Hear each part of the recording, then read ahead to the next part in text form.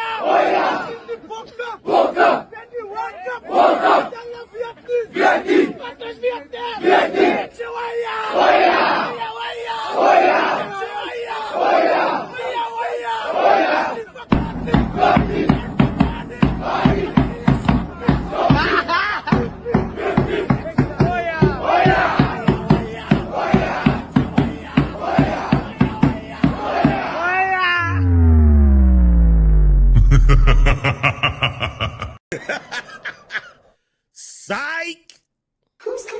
Who's calling that shit? Who's calling that shit? Who's calling that shit? Who's calling that shit? Who? Yeah. OBO Sound 2025.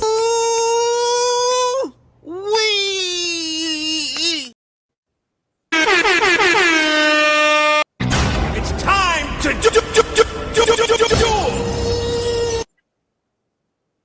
Ladies and gentlemen, welcome to a special edition of the one and only the super panel, the untouchable super panel. I hope you guys are doing good. I hope you guys are doing well. Before I introduce my guests, let me just do a little bit of promotion. Of course, tomorrow we are going to have a very interesting show. Okay, we're going to have a couple of active cops, and we're going to have people that are reformed from the street life, and we're going to talk about policing. Okay, so make sure to tune in tomorrow at 5 p.m.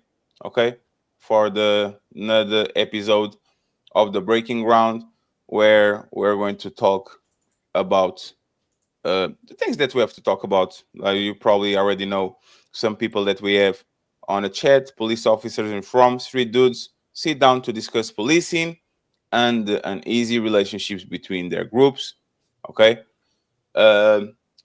Saturday we have a debate going on at 5 p.m. I'm still going to announce who the people are on the topic, but stay tuned. And of course, on Sunday, the one and only ladies first. We're going to have a couple of ladies to debate some topics. We're going to do the reverse that we're doing today. Since we're talking about polygamy, we are going to make sure that the ladies have a chance to flip it on us.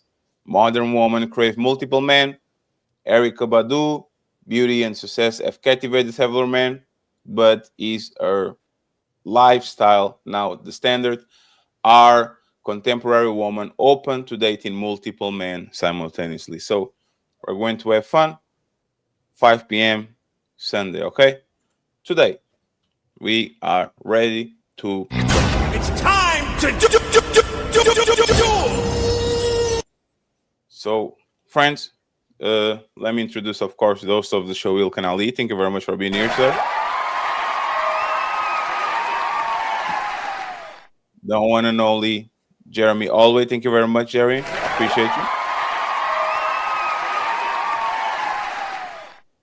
Cap. I'll do it. Captain Tazariak. I was going to stretch before I said the name. Captain Tazariak. Is my Russian...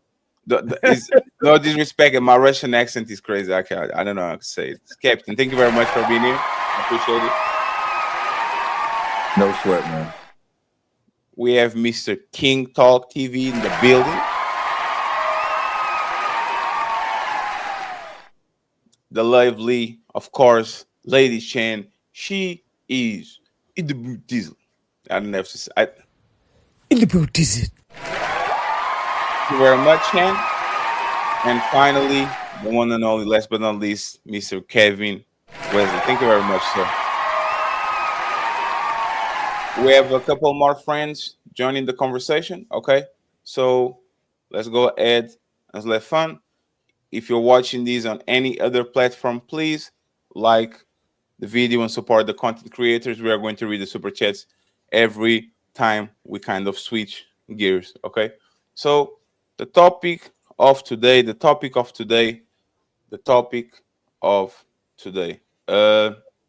poly relationships. Poly relationships, is one person ever enough? Poly relationships, is one person ever enough? I'm going to let Captain kind of navigate this part of the conversation. And I have a question for you, Captain, before we kind of start to go exchange ideas. Do you believe that poly is a better structure relationships I'll compare with like monogamy, for example? Well, first, I appreciate y'all having me on the platform. It's always a pleasure to come over here and support the subject and content that y'all bring. I don't come from a position that one is necessarily better than the other. There's no evidence that really says um, monogamy is the end all be all to a perfect relationship, or that polygamy is the end all be all to a perfect relationship. The battles that polygamy has, though, is that that's the lifestyle that's supposed to be totally against, as opposed to monogamy is like the acceptable one. Even though in most monogamous relationships, you'll find somebody is living a polygamous type of lifestyle, whether I agree with it or not. I don't believe that a woman should be living that lifestyle at all. But there are men that want to be polygamous, but because society says you can't have more than one wife, they fight to not live that way and usually find some whore or some strip club or some prostitute or something like that, as opposed to just being honest and upfront with the woman by just saying that you are a man that desires other women. And I believe if men are more honest about the lifestyle, they'll find that there's women that will actually willingly walk into that lifestyle if they know it, as opposed to most men are punks for the most part. What I mean by punks is most men want to live that lifestyle, but then they'll tell that woman, no, it's just you. And then eventually they find out, and then you break the trust that you could have had with that woman if you'd have just told her up front. Uh, anyone wants to go next? Chan, do you think women or men should participate into the poly lifestyle, or you have some reservations about it? Do I think that? Sorry, reiterate that. I was saying, because I asked Captain if poly relationships are better than monogamous ones, right? Or like do you have any strong opinion about like poly relationships? Would you be in favor of them, against, like, what do you think? Me personally, yeah, I'm not interested in being in a part of one. Whether it's me having the multiple, I've seen it with the women having multiple men. I mean, men are going to have multiple women anyway at certain times. I mean, but that maybe you just don't know, or if that's put to you and it's something that you agree with, then cool, no judgment from me. It's just for me. Knowingly, I wouldn't enter a situation like that. But that's what Captain said, right? And you guys kind of overlap when you said the same kind of thing. A lot of men come in and they lie to the woman, or they lie to themselves, and they pretend that they don't want it. And women kind of know the game, men kind of know the game, but we play this game too. So, like, would you rather have an honest man that tells you up front that probably that's going to happen, or you rather not know and leave the blissful, like, the, if I don't know, it's just me? you know, if what you don't know doesn't hurt. I respect a man if he wants to come to the table straight away and just say, you know, you're not going to be the only one. And, you know, like I said, if you agree on that, that's cool. If you don't, then you guys part ways. If he's going to do it anyway behind your back, I'd just say just don't get caught. Damn, don't get caught. That's crazy. Jeremy, what do you think about this? What do you have to add? I think it's to each his own, to be honest with you. I feel like if you're a person who can't deal with one person, why the hell you want more than one? And I feel like I feel like a lot of people in society they are so afraid of being judged to where they don't look at the fact that society has told you about being monogamous versus the polygamy way. And for what I've learned, they made the monogamous thing because a lot of men couldn't get women because one guy had so many women. It was left a lot of dudes with no woman. So they had to restructure things to make it to where more guys have a chance. So my thing is, I really don't care if you are able to take care of more than one person.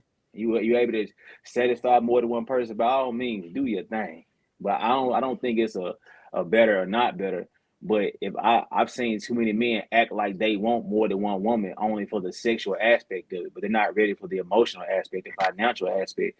They're not ready for the mental aspect of it or the spiritual aspect of it. It's only, I can sleep with more than one woman, but it comes with a lot more. And the fact that so many guys complain about just one woman, it's like, fam, it doesn't get easier with two of them. It doesn't get easier with three of them. So if you don't have that capacity to do that, you might just want to master the one woman first, and then if you could possibly master that, then see if that could be something that you can do. But fam, it ain't for the weak. That's my Can input on it. I say Quick, something? Thank yes. you. Just from a historical perspective, you won't find monogamy as a mandate until the white man comes in. The white man There we go. who's a homosexual by nature, he created monogamy. And that's what I mean. Like if you go and when you look culturally, when the Greeks and the Romans was conquering the original Japhetic people, that's when they mandated monogamy as the marriage. And when we think about marriage, most of us think of marriage as that piece of paper. So what do we do before we get that piece of paper? We have the most dirtiest sex we can think of until we get the paper. Shannon Sharp is an example of that. I guarantee you, if you ask Shannon Sharp what type of woman he would marry, he will give you this beautiful woman that is a thinker, a go-getter, a nurturer, a mother. But what did he have sex with? A whore on OnlyFans. Because that's what that marriage certificate does. That's what that piece of paper does. It gives you the notion that you don't even value sex. What we do, me as an Israelite man, what we do is we bring back the value and champion sex with a woman. What sex is for a woman to a man, because we won't have sex with anybody. Our sisters won't have sex with a man. Our brothers won't have sex with a woman if they're not going to stay with that woman or man for the rest of their life. That's how it's supposed to be. That's whether you have one woman or 20 women. You have to stay with them women for the rest of your life. That woman knows if I sleep with this one man, I have to stay with him for the rest of my life. So now that gets rid of a one night stand. That gets rid of OnlyFans. That gets rid of prostitution. That gets rid of whoredom. Marriage in America and abroad teaches you to not care about the only precious thing you have, and that's your body. You don't even give a fuck about your body because you'll have a one night stand. Oh, his chest is big. He bought all my drinks at the bar. He paid my bills. Oh, she got a fatty. She got big breasts. Look at her lips. And then you'll give away the one thing that is invaluable, your body. And then now the average nigga can say, oh, yeah, I tapped that. I land right there. That sounds like a good night to me. I'm you not the problem. I'm not going to represent the lie. problem. Those good nights is exactly what creates the world we live in. Fatherless children, motherless children, single mothers, single fathers, because we enjoy the moment. I always say it's about really legacy, and what's happening is we selling our birthrights because we chasing ideals. I'm polygamous, number one. I got two spouses, two beautiful wives. I wouldn't say polygamy is better than monogamy or vice versa. Jeremy is absolutely right. Relationships are about the people in them. You see monogamous relationships fail every day because they simply don't know how to work together. Same thing can happen in a polygamous relationship. People often ask me, if it don't work out, what you gonna do? Like, are you gonna stop being monogamous because it didn't work out? No. It's all about who you practice, whatever relationship you have with. I'll say, firstly, we're all polygamous. This is something that the human being, for some reason, cannot accept. If we're watching National Geographic on any other animal, the description of them would be that they are polygamous. Humans would like to claim that they're monogamous, but like Captain Cesariot was just saying, when we're single, we're very polygamous. We go from partner to partner. A single man will have as many women as he can get, and a woman will have multiple options as well.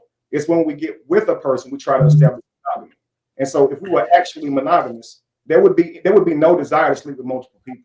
There would be no desire. So biologically, we are as polygamous as the rooster is. And so males are not trying to sleep with multiple women because they are low vibrational. It's their nature. And the problem is we get taught sex before we get taught structure.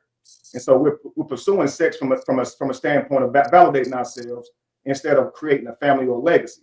And so by the time we've gone too far down the road, we've got children outside of wedlock, had sex with multiple partners, had multiple breakups, multiple traumatic encounters with different people. We lack trust. It's hard to commit. And so that creates all these issues that you have in relationships, which is why we're saying, hey, you can't even deal or handle one woman. Most of the time, it's because the woman's been traumatized with several encounters of men. Men also have been traumatized and afraid to really open up towards women or be loyal. It's a big problem. But if you're talking about what's holy, or what's holy is a union between one person and another person. They create their children together. What's also holy is one person and multiple people who create their children together. Okay, now a blended family is something we all accept today. We don't have a problem with a blended family, but those children are not looking at their mother and fathers every day. They're looking at their mother and their mother's or father's partner. That their partners didn't choose to adopt them because they loved them and thought they were special. It comes with the package. Often stepchildren have a hard time connecting with step parents. They have a hard time connecting with stepchildren. And often when the relationships deteriorate, they lose a step brother, a step sister, the stepfather, the stepmother. And we still accept blended families because we're like a fish in water. It's always been around us. But when we hear this word monogamy, and you're talking about a man taking on multiple women in loyalty to protect and provide for them, it's seen as a whorish act. When a single man who's a bachelor, he's not shamed at all. When he's running through women, they'll think that a polygamous man is being greedy, but if you ask me, he's not. It's the single man who has multiple women. He's not funding their lifestyle. He may do certain things for them, but they're not depending on him for everything, just like a married person would another. So I'm telling you, if done the right way, polygamy is just as holy as monogamy when done the right way. But like Captain was saying, and Jeremy was saying, if you can't handle one woman, it's really about mastering yourself. If your discipline's low, you're going to be thinking, I want all these different women because I like variety, but you're forgetting about the responsibility. And so he's right. You got to have structure. You got to have a plan. People think you have to be rich. You don't, because relationships should be about working together. This is not for boys and girls. It's for men and women who want to build legacies and lineages.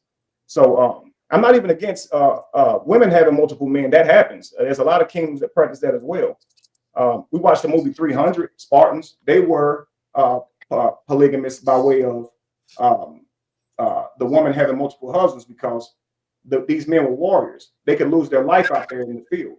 And so when they're out at war, it's important that the wives keep making children for war and protection. So they often had multiple husbands because it was required. It's not something that women mostly just chose, but most of our lifestyles, guys, came from us surviving and thriving in nature. If you take away modern society, brick and mortar, take us back to the natural world, who would survive and thrive better? A monogamous couple or a polygamous throuple? Which one? I think Probably the couple with more kids. because they can make more children faster. They got Yeah. employees. They help them plant, grow, hunt, and the monogamous couple would be on an island. So this is why it wasn't called monogamy, it was called life. And what was it called? Polygamy, it was called life. Now they like, well, polygamy. Like, dude, polygamy is way older than monogamy. 1862, Captain Cesario was talking about whenever they came in colonizing and brought in monogamy. Jeremy's right. If women had the choice to marry men based on resources and protection, looks, the quality of man, they would be polygamous. That's what they're doing now. I mean, a small percentage of the men are dealing with most of the women. So if right now, if they made polygamy legal, let's take all these different celebrities. Neo's doing it right now. Let's say they say we're going to be polygamous. This means these multi-millionaires, LeBron James, a billionaire. How many women could he provide for? A lot. How many children could he birth and have big ass kids to help fund his legacy? I mean, it'd be crazy. And so a lot of average men would be struggling to compete. And unfortunately, like he said, it's the white man. They know that genetically, a lot of them can't compete with even a Jody, because his genetics, Jodies have great genetics. Let's be real. That's why women choose them, even when they don't have bread. So, and it's multiple women that'll choose this guy. Now, what y'all saying was clear. Most women are not necessarily aware that they're in polygamy, but you can see they have a tendency to choose the same men, which shows you that is polygamy. But when they hear about a man having multiple women, I saw somebody put in the comments, I've never had a woman not deal with me because they heard I had multiple women. I'm the same way. When I was single, I always had a lot of women, and they always knew they never had an issue. It would become an issue when we talk about settling down. Then it's time to negotiate monogamy. It's okay, look, we're going to get serious now. It's time to stop dealing with other people. But until you negotiated that, it was what it was. And I think since grade school, we all been doing this, dating multiple people until you say it's serious. That's polygamy. Do you real quick, do you agree? Do you believe in the same thing with women? Because for looking from like my outlook, I think women are not monogamous too. I think they just choose to be monogamous. It's a choice that they make. But if we're going biological, they actually have urges to be with other men. They get tired of being with the same man. They're like, when the time comes, they start to have the wondering why too. So would you push the same thing for the woman if it's her nature? You said something about biologically. A woman is not biologically built. I don't even know what that means. Like right now, I can elaborate. Like no, she only can get impregnated once, and she can consolidate on the best man possible, right? So what if the best man she can get is kept right now? She has a kid by Cap, and she finds somebody that is better, and she says, you know what? no, that's not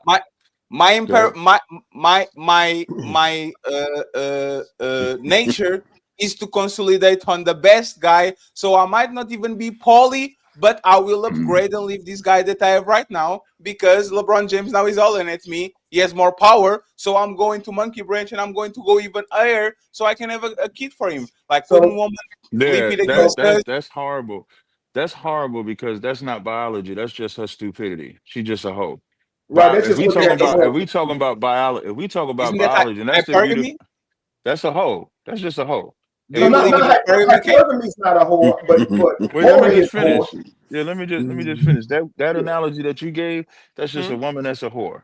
If we talking biology and the beauty of the Most High God and his biology when he created us, that's how you know a woman wasn't meant to have more than one. Here's how you know. If I got 8 wives and I want to get them pregnant in the month of May, I can get all 8 women pregnant in the month of May. There is no waiting. If that woman has 2 men, somebody got to wait a year and a half before they get the baby. Now you fighting with it. Now the 2 niggas is fighting each other to see which one going to impregnate her first because she can't biologically have a baby by both of those men at the same time. Whereas biologically, I can provide all 8 of my women with a child in the same month. All 8 of them get pregnant. And the brother was bringing up, that's how you have a generation. Now imagine that's the start of the family. All 8 wives have 8 children, and then they build and grow. And then now his family that has his wives, they build and grow. And then now his kids marry my kids. That's what we could do by a lot. You put it in a woman's hands, it's gonna be 12 years. We're gonna have 6 kids in 12 Absolutely, years. So absolutely, you Captain. can't. So it's not. You can't say No, no, no, biologically no. is a So, reason for it. See, but this what is he's talking about is a woman's current nature, and when we look at through the modern lens, like their tendency to want to sleep with other men and desire other That's men. called being a And so, whore. right, That's right, a whore. which is counterproductive for legacy and lineage. It would make you an enemy of progress, so to speak. Yeah, So because when a you woman think stepping when you outside think of her about it, lane. what you're saying, what a woman is saying is she wants that single man. So now the analogy the brother gave was this woman sleeps with me, has my kid, and she say, "No, you ain't intelligent as the next man." And then here's what women think. Women think so big of themselves in this society. A woman has been propagated that a single mother has no shame to her. And I'm not knocking no single woman. My sister was one and stuff like that. This ain't about that. This is a teaching point. A single woman is taught to have no shame with her. And so now what she believes in her mind because of this society is that this brother that she thinks is greater than me, which the brother can be greater than me, has no kids, should look at her as the prize. So he got to play a video game with somebody else's joystick. Can you imagine playing? Imagine, imagine you get the game, but you taking somebody else's joystick. They already been playing the game. They got to level 7. Now you got to pick up his game to take it to level 14. but there's a lot of men already doing that, like I'm the not saying Sierra, that they. I'm not saying the that they Sierra don't, but that's Russell. not No, no, no. biologically. No, I know, Captain, but the Sierra Russell Wilson situation, for example, happened. What I don't want to do is like we're going to set a precedent. We are going to say we are poly by nature, so this is why we have multiple women. And a woman says, "I'm configured to pick the best, the tallest, the most handsome, the guy with most resources. So that's my nature. If I leave you for another person that is better, bigger, taller, has more money than you shouldn't be crying because it's my nature." And now we're going to get into a part where do we validate this woman and say, is her nature? So she upgraded for Tom Brady because her boyfriend, her husband, was See, just a I don't think, cashier at McDonald's. Like, would that not open a precedent for women to act on their urges to and act on their nature? right. I don't Women, think it's about validating her nature more than it is about accepting her choice. If that's what she wants to do, by law, she's allowed to do it. So I don't believe in shaming No, no, someone. no. It's not allow you. Should we push that? Should we actually no, accept it and push no. that when a woman upgrades and says, "This is the new 2025. I have So I BMW, No, now I have a because the Lambo." same right. the I same way wouldn't push we monogamy, should. polygamy, or polygyny. But Well, I wouldn't condemn polygyny either. If a woman says, "Hey, I want to be with 2 men," and those men are willing to be with her, who am I to say anything? See, it's all about your structure. Like I mentioned earlier, as against biology as it is, there were cultures who has used this to still function. Again, with 300, like I said, they sent their armies out in droves. If you lose all those men, you lose a lot. So you still want to and have nobody is going to teach their daughters to have multiple. Nobody is raising their. Oh, you want to say something, sis? No, I was just ad-libbing with you, sir. What you was Okay. gonna, Oh yeah, nobody raises their daughters to deal with multiple men. Nobody is doing that. Right, they don't. So Not at all. let's get out of this. This is her nature. Now, but here's the flip Not at all. side. Because that mama kicked that daddy out the house, there is no daughter, no father to keep that daughter from having sex with multiple men. You know how you know that it's not in their nature? You can find out a man in his 40s slept with 30 women. Nobody is going to frown upon him. You take a woman that has 7 men that she slept with, they're going to count her bodies. There is not a thing out in the world where they count the bodies of a man. Nobody says, Yes, well, how many bodies is on your jacket? But for a absolutely. But woman, but for a woman, that is a criteria from a man that woman wants to accept from her. That woman knows if I slept with 7 men and I tell this new brother that I want to accept me, I hope he accepts the 7 men that I slept with in my past. It's damn near like a car. When you get the car, what they want, the Carfax, right? So that's what they want with a woman. That's how you know that biologically, in the community, spiritually, that is not meant for a woman to live that lifestyle. It's something that a man can accept of a woman. Like the beauty of our organization, right? In our organization, when a woman comes into the school, she's never been with a man. Now, why is that important? Because she has never been taught what it's like to even be a mother, a wife, a sister, or anything. She has to be retaught. Same thing with a brother. A brother has never been taught how to be a husband, how to be a brother, how to be a father. So in our school, especially in the Black Hispanic community, we have to re-educate, especially sexually. Sex is the one thing that is not a problem if that's the criminal act that you committed. In the Black community, if you molested a kid, it's acceptable. If you essayed a kid, it's acceptable. Any type of sexual deviancy. That's why Shannon Sharp can live the way that he lives. And nobody really gonna frown upon it. They're gonna say that's just OnlyFans. It's gonna be more of an argument of the woman being white and her being 19. It's not gonna be the fact that he slept with someone in OnlyFans, because you know what? Everybody is in OnlyFans. Everybody is in strip clubs. Everybody is everywhere. So the only thing that we can do is teach us the value of your body. And that's why we and look, champion sex. Let me just say, 1 second, Kevin, because I have to pass to Mr. King and Mr. Ali because they didn't talk, and I want Jeremy to touch on the ball a little bit. I think woman nature is actually to be a hoe. We just restricted them. There's a reality. Yes. What Captain was explaining was nurture. It was taught to them. You shouldn't do this. Their body wouldn't function the way it functions. Like women are chaos. Women are emotional. No, Captain. That's the reality. If these women have all these Hey, can I just sexual say one thing? let me no 1 second, Captain, because I'll be letting y'all go. The reality, once again, is these women are completely unbalanced. They are chaos. Since the beginning of time, women being depicted as slaves of their feelings. They go with the winning tribe. If they invade their tribe and their men die, they don't want to die with them. They want to go with the next tribe. They always want the best man. They always want to upgrade. They never satisfy. Their favorite word is more. More shoes, more bags, more houses, more trips, and more men. They just don't act on it and they lie about it. But the reality is they are restrained to a certain type. So my point exactly. I'm not saying that is how it should. I'm not saying that is how it should be. I'm saying that we have to start to look at women for exactly who they are. Because just a quick yes or no. Just a quick yes or no. Thank you. And then I know the sister wanted this. A quick yes or no. Yes. When you say that about women, naturally whores, does that include your mom too?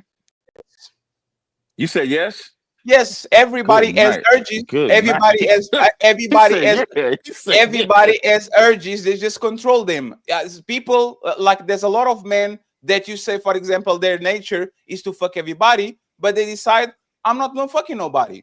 The reality is, my mom, I guarantee you, she probably has urges to be with another man, but she's with my dad for 45 years. So the reality is, even though if she thought about it, let me finish, please. Even though she might think about it, even though she might fantasize about it, even though she might have these urges, you are not what you think, you are what you do. You are your actions. So if the biggest and the best monk that is in the forest, in the middle of the trees, still has to fight his urges every day because it's his nature, why do you think the average woman and the average man don't have the same thoughts? They just don't act on it because they be nurtured and they be trained to actually suppress them. I don't get it. I don't understand. Why would I think that every woman is this kind of woman? Every person, every man has this nature. Every woman has this nature.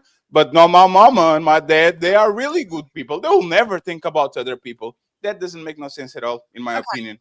Listen, Linda, we don't have that. We're not genetically, biologically set up that way. I will just tell you, because of modern times and because of obviously like feminism movement, it's skewed how women actually function and profile.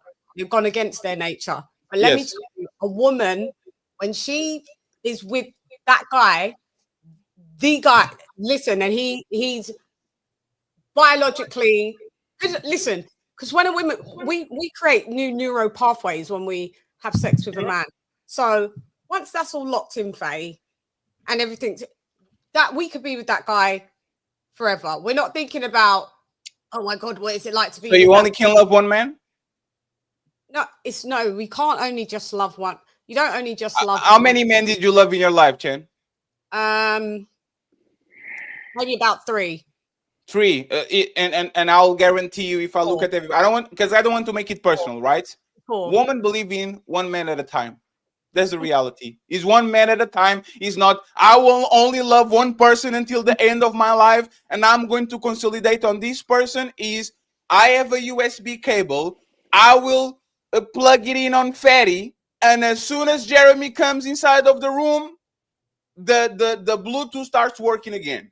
That is like already looking for other devices. That's the reality. Women are always looking to upgrade. Women are always trying to look to get better. And if you guys don't believe it, as soon as we took the restraints out of women, as soon as religion was gone, as soon as extended family was gone, as soon as laws was gone, women went back to exactly what they were. If woman nature was what it was, woman will behave even better now that they are the most freed woman in the history of mankind.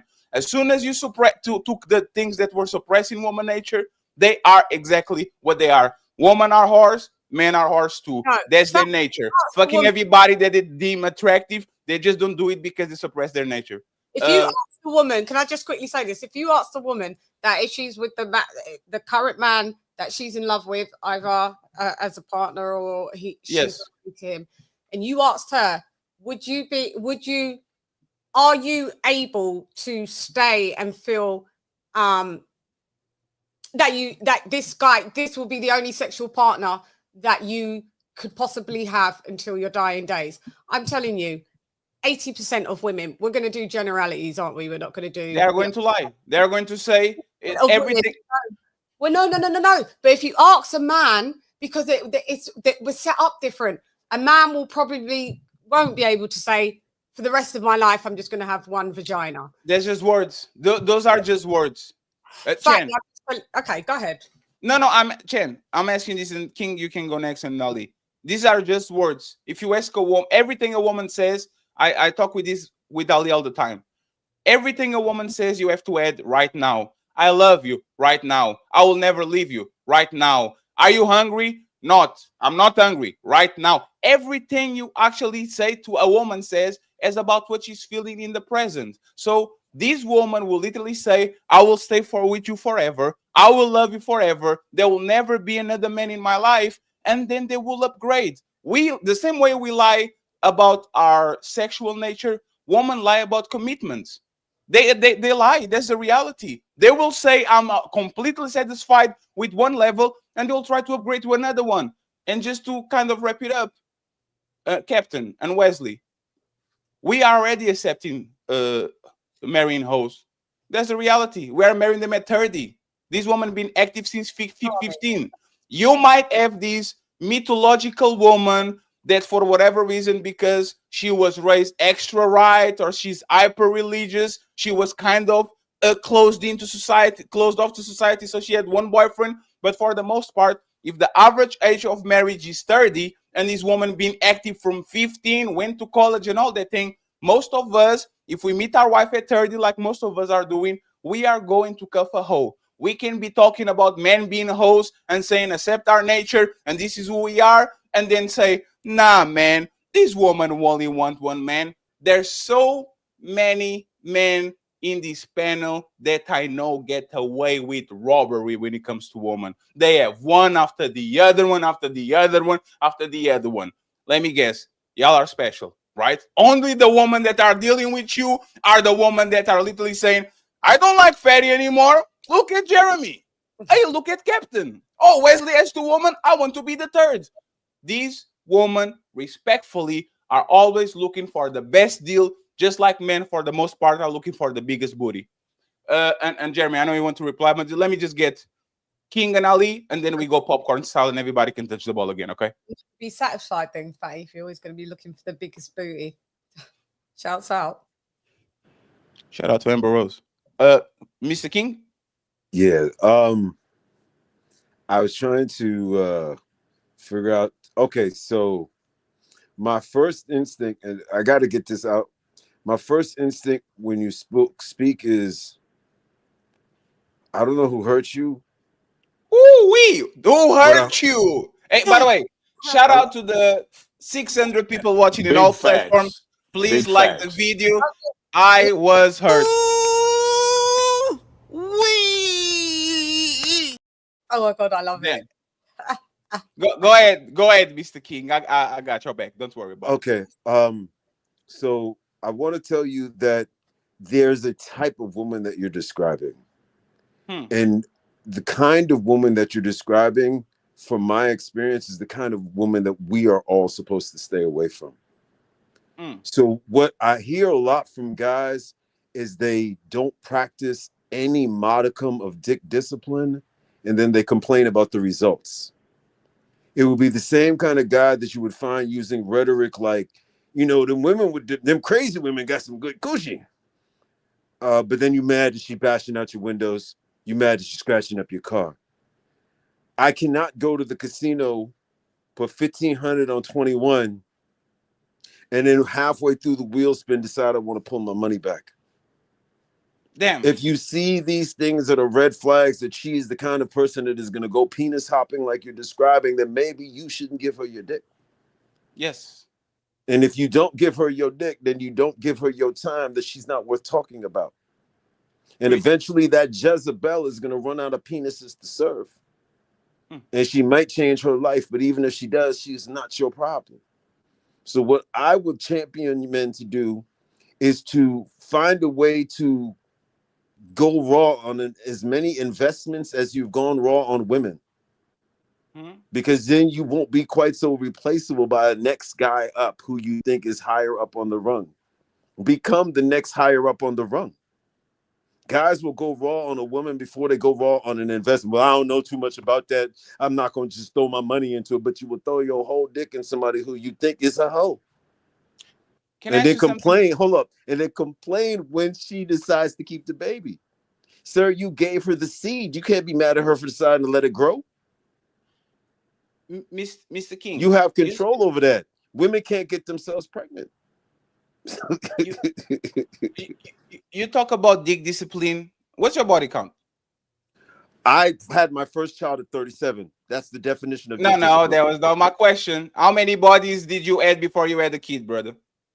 I mean, it really depends on if you're including oral sex. I used to love having oral sex, and I was very popular. Let's include all of them. How many bodies do you have? No, one same. second, because people. I said that's the same. I'm agreeing with you. No, what I got you, Cap. Because you started with who hurt you, so we're going to go there, right? Who hurt you? I don't know. My daddy and my mama, they're together for a long time. I wanted something like that, and I don't find it, right? So now that we got it out of the way, and again, Mr. King, shout out to my brother ILKAN, right? Because again, I am very patient, I'm very calm, but I don't like to be tested, Mr. King. And I'm looking to your IG, and all I see is kind of you promoting the same shit that you tell people not to do. Is big booties and all these things. And I have to ask you this, and as a man, like, because we talk as a man, right? You ask me, are you standing up the PlayStation? You're now going to play seriously? How many bodies do you have to tell other people to practice dick discipline? More than 100? The majority of my life, I've been in relationships. The people that you saw. That was not the question. I don't know. To be honest with you, I've really never stopped and kept count. So more than 100. What I'm saying is the majority of my life, I've been in relationships. So more than 100. The majority of my life, I've been in committed relationships. I've also been a guy who puts a lot of cars on people's video sets and photo shoots. Around the house. I've been around beautiful women. So have you been fucking them? 90% of them, no. So if 90%, what is like? Hey, Ali, can you ask me if I'm a millionaire? Are you a millionaire, fatty? No, I'm not.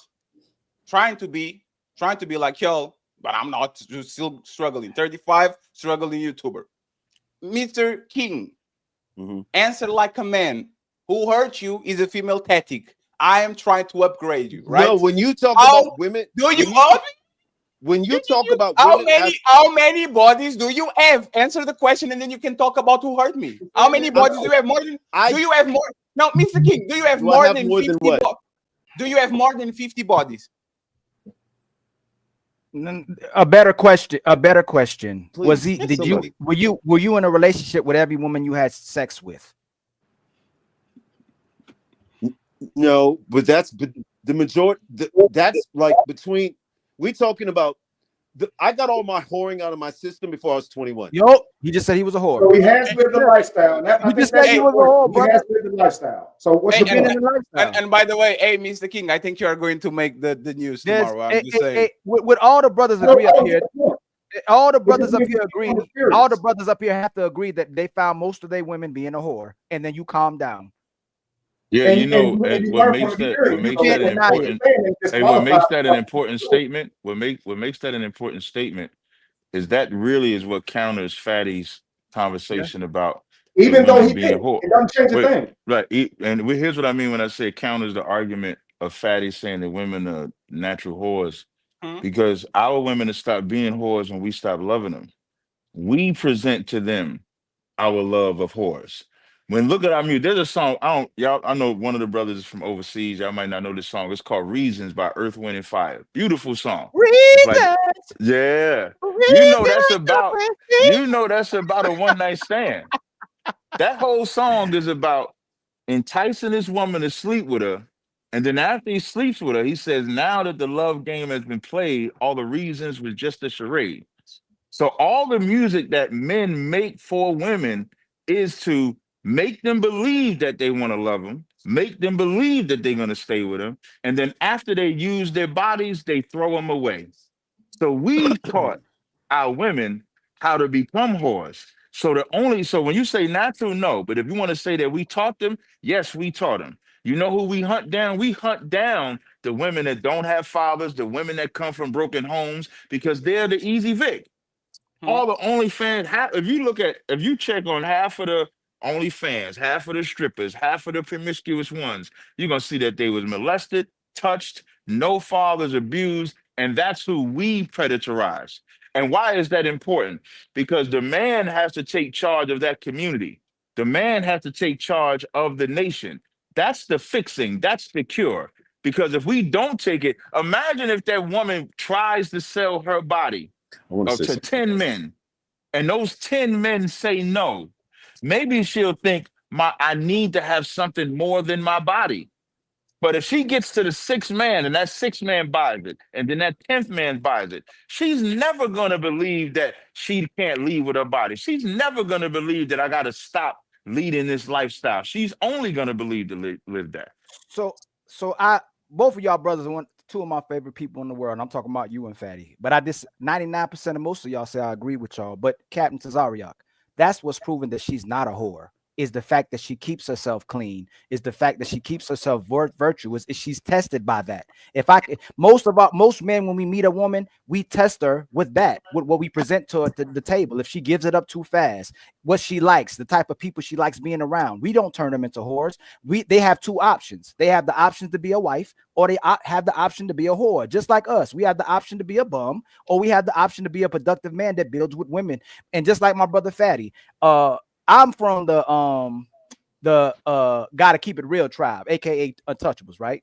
To me, most women look for security and the best. We look for wives or for sex. Most women can stop dealing with men, go to women, or use toys to please themselves without dealing with men. Most men will never stop dealing with the woman, especially if they can get a woman, no matter how old he is. And the things y'all know about our nature, men love their hoes and they love their wives. Whether it's religious, whether it's in the secular world, most women aren't loyal to monogamy or even the men they pick, and they use it with hypergamy to monkey branch, especially when she's looking for more than just a good man who can provide her security, which is a woman who's out of her mind. Which I agree with you, my brother Cesare. I agree with what my brother Wesley said and Fatty, is that when she's out of her mind, she's like that. Not Fatty, because Fatty says she's naturally like that. But I believe a woman who's out of her mind weaponizes her sexuality and worth against herself. But most of these sisters, what Fatty is saying is if she engages in polygamy, she needs validation, she needs attention, wants to connect to someone without emotions, wanting to control a man before he controls her. They don't really like the man they're dealing with, or themselves. Is always typically for resources or company. So a lot of these women, if you look at the data, 90% of polygamous relationships fail, and it's not because men stop loving multiple women or they're one woman if you want to be monogamous, but it's because women keep changing their minds and their loyalty isn't where their heart is, it's where their mind is. So with that said, most brothers are loyal to women, most women are loyal to themselves. Now, I'm not going to argue the loyal to themselves part, but the one thing you said that men test the women for being whores, right? So when they Yes, lay sir. out that test, let's say if that woman is the whore, does he still tap that ass first, or do he say, I don't want to get with you because you too fast? He Which can. one? It wouldn't change That, his manhood. no, I'm not talking about whether it changes his He would hit it. Oh, manhood. he would smash Captain Yeah, Cesariak. he Most would men would smash. he would definitely Most men would smash. smash, of But course. you know the crazy part? Oh, hold on, Captain Cesariak. To Uh-huh. be fair, right? Mhm. If most women were virtuous, would most men be willing to smash the whore, or would they keep looking for virtuous? Like, think about it. If most of these women have been untouched, right? We're thinking Fatty is talking about what's the current market is, and my brother Wesley was well too. But if most women were virtuous and we had a minority of hoes, most men wouldn't have touched the hoe. They would still be looking for women that no man has touched. But because the market's changed so much, we find our women, like Fatty said, dealing with most hoes. You find your wife dealing with hoes. Because like in the black community, sex means nothing. Like if we just put it at a blank statement, sex really means nothing. Sex is coming through the pores, having sex at 10, 11, 12, 13, 14. How many videos can we see where somebody is twerking on a little kid or something like that? Yeah. So what I'm speaking about, what I first wanted to say, if you testing that woman to see if she a whore, the way you testing her is you're saying things to entice her. Now, here's the problem with your test. In her naivety, she wants to believe the things that you're saying. So when she goes to give it up to you and you sleep with her, you really mad that she believed your lie. That's what you're really mad at. You're not mad that she slept with you because she was already fast. You're mad that she believed your lie because you knew you was lying to her. You was testing her. You didn't mean to get her in the bed that fast. You wanted to test if she would believe you, and then you slept with her. That's the crazy part, because let's say if she was fast, you point out that she fast, and you say, "Nah, I don't want to deal with you. You too fast." I would respect that manhood. I do not respect what you want to call manhood when it's really just manipulation because you really want to sleep with her, and then you use the excuse that you was too fast to throw her away. That's an excuse that I'm gonna agree with that's that. absolutely an I ain't excuse agree that with men Hold use. on, Captain hold on, real quick, y'all. Captain Zariak, the last time Yeah. you was here, I asked you if most women were 304s or most women coming to the table being virtuous. Most women are leading with their breasts. Most women are I leading with agree. their No, beauty. that's why I said I agree with that. Right. Right, I hold agree on. with that. Right. Most women are leading with their beauty. So, booty. So and then I tell men not to lead with their wallets, but they don't like a man for who they actually are. So most men may be dealing with their wallet. So if the only time a man can get woman is when he leads with his wallet or when she leading with her breast or her booty, women are controlling the current market. Women run most of society right now. They're the leaders. Well, let me introduce you to Captain Tazaryak, because I don't lead with money. I lead with authority. That's what I lead with. I lead with structure. I lead with rules. I lead with God. And I ain't never had a problem doing it that way, getting a woman, whether a woman led with her breast. That's the last thing. The Bible says, stumble not at the beauty of a woman. This is when I said, like, the men have to be taking charge. Men look for the beauty. Listen, these women is getting all these implants and stuff like that because in this society, we taught them that your breast has to be a certain size, your ass has to be a certain size. And that's just not the case. But Cat. What's up? What's Most up? men don't like no BBLs or these No. I'm not saying we like the BBLs. No, but What I'm we saying do have is a we fitting created standard. an environment. Hold on, we created an environment where a woman has to have a certain size, and that's why they're getting the BBLs. That's what I'm talking about, because we lead with the physical. We're leading with your out. You said when a woman meets you, she got a breast. She presenting her physical prowess to you. That's how she's leading the day. We taught her that. No, Captain Zariak. By nature, if anybody had a mother or father, two-parent household, I can't speak for some people that might have some dysfunction in their household. Right. Most of us is suckers by nature. We want a woman. We want to love a woman. I agree. We want to treat her like she's innocent. We want to treat her like she's pure. Most young brothers got their hearts hurt because of what Fatty it was talking about. Most women were trying to deal with the popular guy in class, and they broke their man heart. Most Right. brothers So turn into most men try to be good brothers and got played for the savage, for the thug, for right, the dude that's in the streets, for the men right. who didn't give a damn what women thought. And hmm then men was like, hold up. If I'm being a good dude, if I'm being a so-called nerdy, if I'm being smart and educated, they're not coming for me. They're coming for the savages. So there's one dude that went completely savage, and then it's dudes that become balanced and go, I'm gonna have that savagery. And for the woman who moves like you talking about, this a hmm virtuous and good woman, she's gonna get that part of me. That's what how most men are moving now. They move like savages, and if a woman come correct, she'll get the man that's in him. But I guarantee you, sex is taking place in all of that, Of which course. is what right, which is what my brushback is. Like what we don't value is to say, you know what, you'll have sex with this woman. Like, and the last time I was on the show, the audio that y'all played, the cat said he faulted the man because he didn't put a ring on it. And I made the statement that before you give it a D, it should be before you give it a ring. But what we do is we have sex first and then figure out if this is a good girl or not afterwards, if this is a good guy or not afterwards. But you done gave up your body. Sex If is a the woman marriage. knows that this man has no value and she has sex with him, she teaching him, you don't have to go any further. You done got the greatest prize, my vagina. The Okay, same thing with that rod. You give that rod up to that woman right away. She ain't got to do nothing else. Why I gotta cook or do all these things for? It's optional at that point. I Captain really got Zario. some things I like to add. I don't really know how to jump in here. I don't know how y'all do it. Oh yeah. Right. One more thing, and you got it, Kevin. Hey, Captain Zario, I agree Yeah. with you 100% in the world the way it should be, my brother. I agree 100%. Right. Right. But this is not the reality of what's going on in society. Most brothers, if most brothers are knowing the type of sisters they're coming across, most sisters try to change a brother. They don't try to accept the brother for who he is. They try to change him, don't accept him for who he is. Their expectations and standards are out the roof, where men are very simple beings, and I agree with that. And no problem. So I'm with you if we're living in a world where these women are being taught how to be wives while we're being men in the world become men. But this ain't the world we living in today. And most of these brothers, and you too, Captain Zario, I know you was tearing the streets up. And I know Jeremy was hitting them too. He was knocking them out the park. But most of the times when we found a good sister, that's when we went back to adjust to who we are. You seem like you were a righteous brother. Jeremy too, Kevin Wesley. That's why y'all in a position y'all are. But we treated women accordingly. Can I just say 15? Because I know the brother want to get in there. Why did you say King? Why did you say King was righteous? I didn't see King look at the screen. That's why I didn't say it. King righteous too. King seemed like a solid. No. Honestly, all the brothers up here seem like they're righteous and good brothers. But can't nobody say they started out here virgins and went savages before they started. All of y'all found y'all wives being savages. So I don't. So only thing, if I could just say 15 and I'll be done, because I know y'all want to. Go ahead. Thank you, sis. I appreciate it. When I'm speaking, so I agree with you as far as the state that we're in now. That's why every time you hear me talk about it, I say we, because I include myself. When you make it personal, you care more about it. So I agree with the state that we are in today is not where we should be, but that's what we in ISUBK does. We bring them brothers and sisters and then re-educate them on what relationships is and the value of sex.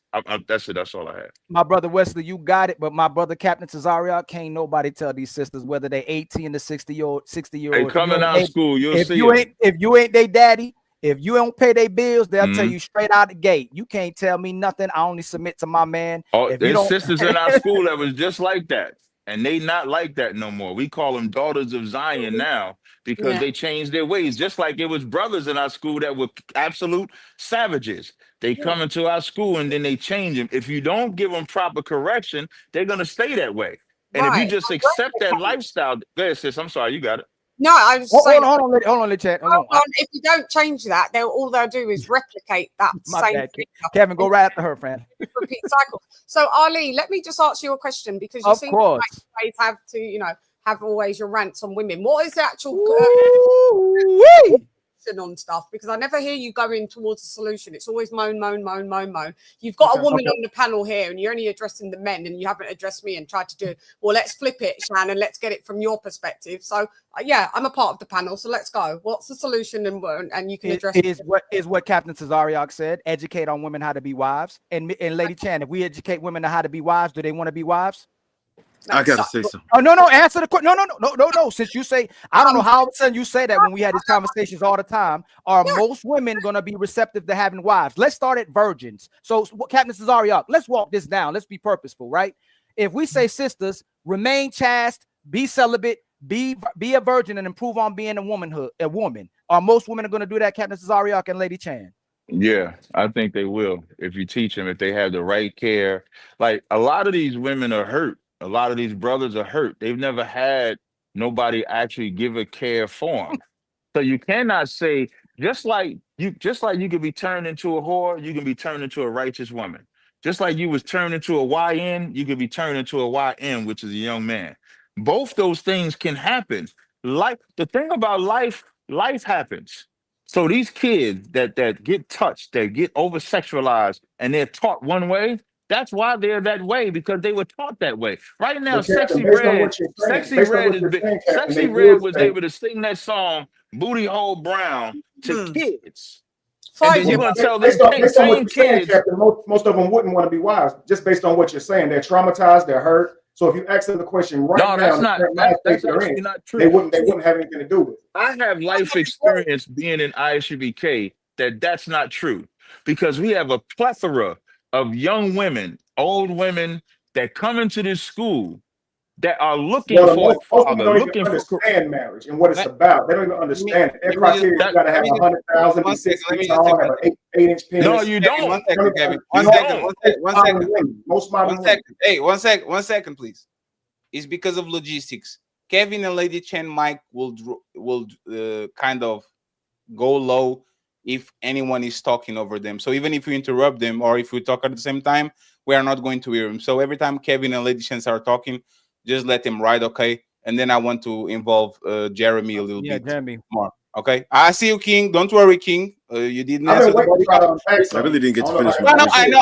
it. initial. I'm just saying Yeah, this you for. gonna have the floor, brother. I'm mute. I'm You just got it. saying Yeah, this for I'm future mute reference. too. Like Kevin and Jeremy and Mr. King should talk for a minute. Like I'm a mute too. Yeah. I'm just letting you know the logistics because your audio is a little bit bad, Mr. Kevin. So go ahead and finish your point, and then we go to King and to Jeremy. Okay, go ahead.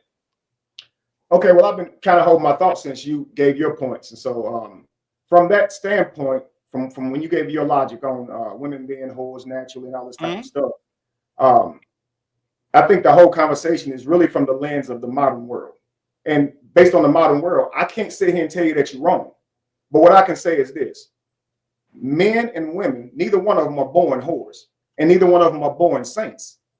We all need to be developed. And so if you have a way of life that doesn't teach certain things, people are going to move based on how they feel. And so you talked about nurture. If you nurture somebody, they'll be a certain way. Let's take nurture and turn that word to nature. Remove the modern world. Remove condoms, all this different stuff. Okay? Being a whore would literally be stupid for men and women. So you didn't do it because you understood the consequences.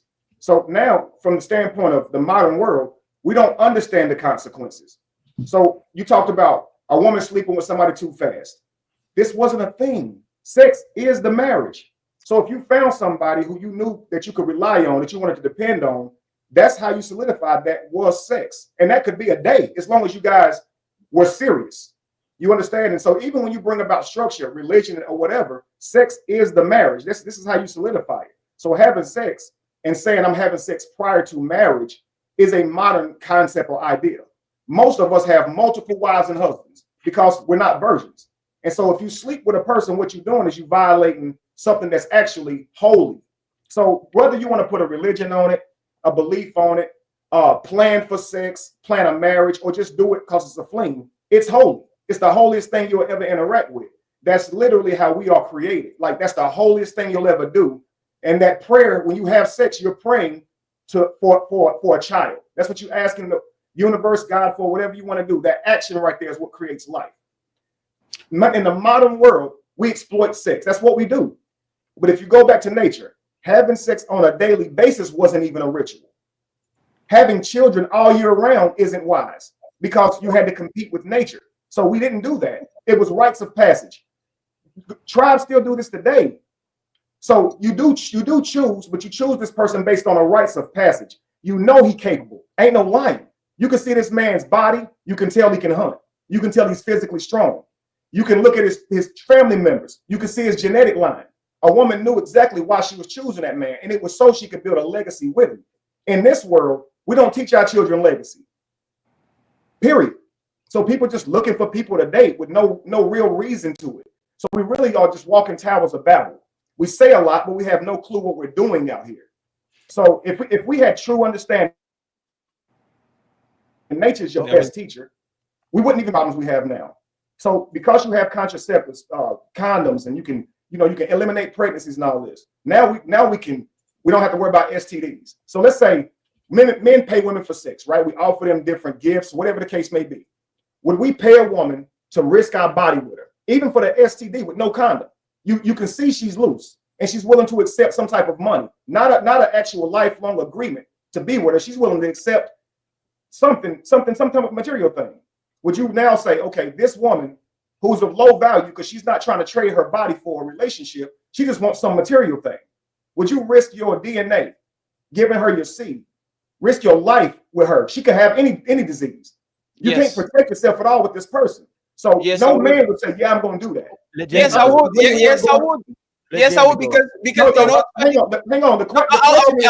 I'll pass you the microphone. Well, hang on. Let me make sure you understand the question. Sorry, 1 second, sir. I'll pass you the microphone. You don't understand the question. From 19 to 69, all of them want resources. Good woman, bad woman, tall woman, short woman, all of them want resources. Go ahead. So again, look from the lens of nature. You're looking from the modern world.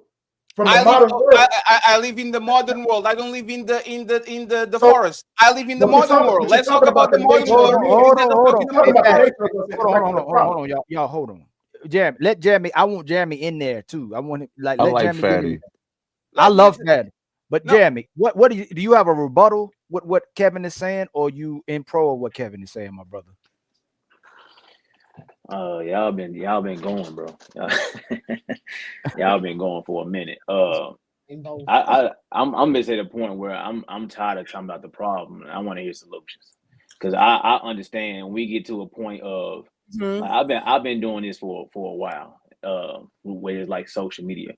And I understand, and I'm glad Kevin ended up saying it. Like I'm looking for certain words that people are saying. He said understanding.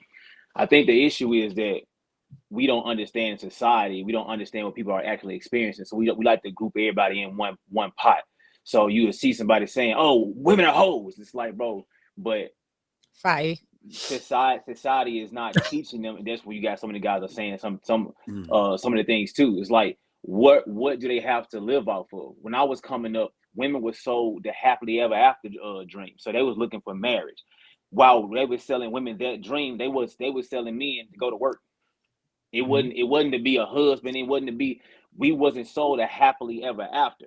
I'm from Memphis, Tennessee. If y'all know anything about Memphis, whether it's Project Pat, whether it's 3 6 Mafia, they were pimps and they were pimping and hoeing out there. You know what I'm saying? So I grew up in a culture of, man, shit, go get them. You know what I mean? It wasn't, oh, go get married, find that woman. And I really, as I got older, when I was younger, I had a lot of women. Am I over 50 bodies? Yes. I'm well over 100. You 100. 200. Over 100. 200. 200. Well over 100. Did you say? Can I get 300? Can I get 300? It's sold. 300. But I understand me though, and I say that to say this. I was 18 living on my own. So if I was competing with other 18-year-olds, they had that house with their mom. I had my own cars. I was doing my own thing, and I'm saying this to say that. And I'm not proud of it, but it's a part of my life. It's part of my past. But I will say, when I was doing that, I was my most unhappiest. I was a broken young man. I didn't understand life at all. That's what made me almost take myself out when I finally got in something real. So when we get online and just saying, "Oh, everybody was hoes and you this, you that," and it's like, I can understand to a certain extent, but who was teaching us though? Where are we getting it from? It's not you're born that way, you're naturally that way. That's not what it is. What are we getting it from? And now y'all talk about the BBLs and how people, what is society pushing towards people? It's not pushing marriage. It's not, we don't have songs singing about being with one another anymore. We don't have the movies, the brown sugars. We don't have the Love Joneses. We don't have these inklings of, we don't have these inklings of what things could be. We only have what we have. So when I say I'm listening to y'all and I get it, but when you have people who and if we get back to the original topic, and we like to talk about women are they hoes. What does the woman value when we talk about women who want structure or women who want different guys? What does she value? Clout. What is what if that's So- okay, and that's cool, and Money. and that's cool. There are some women who do value that, but there's also other women as well. But Right. if you haven't been the guy that out here, if you haven't been a guy out here that's talking to different women, you only gonna have the one woman to complain about. Right. If you So- if you only complain about So the let one them- woman, So Jeremy, since we gonna have this conversation, right? yeah. I want to hear from you, Kevin, and Mr. King on what the solution will be, because from my experience, the worst thing you can do to a woman is tell her the truth and put expectations on her. If you The lie for solution. her, let me finish. If you lie for her and you set no expectations on her, she'll love you to death until she doesn't. So I'm asking you, Jeremy and Kevin, different from my experience, and Mr. King, what is the solution? Why can't you tell the truth? Before She I, don't say, want- I have a solution. Because when I tell her the truth, I'm going to be a leader and she's going to have to go accordingly with my expectations. She wants me to tell her what she wants to hear. That's why you can't That's tell not her what the it truth. is. That's not what it is. Okay. You can't tell her the truth because you don't know what she's been through. So hold on. He asked him. Yeah. Nobody, Yeah, man, good. no man or woman don't want to hear shit you have to say if you don't know what I've been through. So if Okay. you lead with understanding, if I understand what you've been through. I understand every possible Okay. aspect of what you experienced. Now I can tell you this is a better way to do it. I did skits that did billions of views. Billions. I would act out a skit that I have never ever been through, but it would do millions of views and people can relate to it because I understood then they would want to listen to me say something because I understand what they are experiencing. No, I don't People don't disagree. want to listen. So I'm saying, so the solution No, but that's is two. not. But that's two different arguments. We're talking about. Ali, 1 second, just 1 second. I don't know what she been through. She was a hoe before she met me, and she will continue to be a hoe after she meets me. Jeremy, 1 second, because more on just one thing, brother. Jeremy, I just shoot and then I pass the ball quick, right? Like I'm not somebody that pounds the ball a lot. Yeah, you don't understand Jeremy, the game. 1 second, Jeremy. Like, think about it, right? Think about it. This is the arrogance of men. Like, oh, she's a hoe because I made her a hoe. No, she was dealing with men before you, and she's going to keep dealing with men after you, and there's nothing you can do because she's been through enough men. So now when she gets to you, she's already molded. She already has a mindset. I will ask you a question and then you got it, right? How can you get through hundreds of bodies without most women being whores, right? Because like, it doesn't sound right. It doesn't feel good. But how can you get hundreds of bodies without most women just running around and being hoes because they find you attractive, because you have clout? You mentioned that you had the house at 18. Why are these 18-year-olds all of a sudden gravitating towards the guy with the house when there's probably a very nice guy that is not running through them, try to buy them lunch and be with them, but they choose Jeremy because Jeremy is handsome and is well off, so now they gravitate towards you. Most of them are playing the game. So how can they not be hoes if you have that body count? Who said I wasn't nice? He's well off. No, Jeremy. 1 second, Jeremy. Did you? 1 second, Jeremy. If you were, I'm not talking about your personal life or your achievements, right? For example, a woman can be a great mayor, astronaut, whatever outside of the home, but then she's a hoe. She doesn't know how to deal with men, right? What I'm telling is that you probably was a good dude. You were doing your thing. You were actually striving for greatness. But when it came to actually women, you were running through them because if you actually were a good man for marriage or for relationships, you would stop by the 3rd woman, by the 7th woman, by the 15th woman. You can tell me that you fuck hundreds of women and none of them were good. So, like Ali say, we are going through woman until we find one good woman and we say, you know what? This one is different from all the others. So let me cover. If you had to go through all those women, that kind of proof that those women are hoes. Let me teach you something. Apparently, I understand that what I'm saying you have never experienced. So I'm gonna teach you something. Yes. Being that I was trying to smash a whole bunch of chicks, I don't know if they were good or bad because I didn't give a damn. So who created the problem? Oh no, stop there. See, I'm now free. No justice, no peace. I didn't damage woman. You did. You created hundreds of women for other men to cuff. So if I haven't been through it, but you did, You are the one fucking up society because you are coming on this woman. You are coming on this woman knee. You are coming on this woman knee and saying to men like Fatty, "Hey, Fatty, go get her. She's not the hoe." But I didn't cover. I never. Who said she was a hoe though? No, because Jeremy, why is it that she smashed me? Mean that she smashed everybody? Jeremy, well, no, Ali, 1 second, just 1 second. You know, y'all got away from his question. You said we did get away from the question, but you said that you said I never experienced that, right? So my question to you is, Jeremy, why should I cuff a woman that you didn't? I don't know why you should. I'm not telling you to cuff anybody. So no, hold on. Hey, Jeremy, this is the problem we have in society right now. A good man and a bad man is objective, and a good woman and a bad woman is subjective. The fact that you said we don't know whether they were a good woman or not because you had sex with them says a lot about the fact that we can point out to what a good man and bad man is. So if you had sex with her without her having any expectations of you, what all could you assume if she let you inside her body without committing? Who said she didn't have no expectations, brother? No, Jeremy, I'm asking, how she get inside of you if she wasn't going to be on your page? You said what? How do you get inside of her if this was a good woman who only wants to be with men she'll cooperate with and date with? Were you bad to all these women? No, some, yeah, for sure. But were you looking for a relationship? That's yes. Okay, and so why didn't it work out? Was it always you that was the problem, or was it the problem? No, this is my thing. I understand there's different kinds of women. Yes. So I understood I can get women different kinds of ways. Were some of them hoes? Yes, they were. Were some of them good women? Probably so. Why didn't you cut? Because it's not about having a good woman. Once you get older, you understand you can find a good woman. Doesn't mean she's good for you, family. You might be a magnificent man. Does not mean you're magnificent for a particular woman. It's not about. You're not listening. No, I'm listening. Of those 100, let's assume that you were good. Why didn't you cut them? Listening. Hey, hold on, Jeremy. This is what he's asking. No. I know. Hold on, Fatty. Hold on. Break it down a little bit more. Hey, Jeremy. Straight up, right? Do you believe most women, like honestly, do you think, being transparent, do you believe most of these women, 71% of our women are unmarried? Do you think most women are good women or bad women? Just real quick, yes or no, so I can ask you the next question. Good and bad, the same thing. Do you have a woman right now? My personal life. Now, that's fine, but I believe that me and Fatty both agree there's nothing more greater than a good woman on this earth, that walking on this earth. I will never be with a good woman. My brother Kevin has 2 women. My Captain Zaryak, who God knows how many wives he got, but he knows that but a good wife is the most valuable thing. So if a lot of brothers never be with a good woman.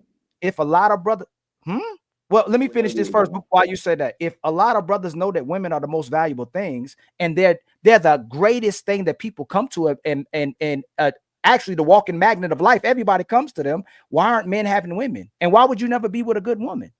I won't be with a good woman because everybody who think they good have issues they never address.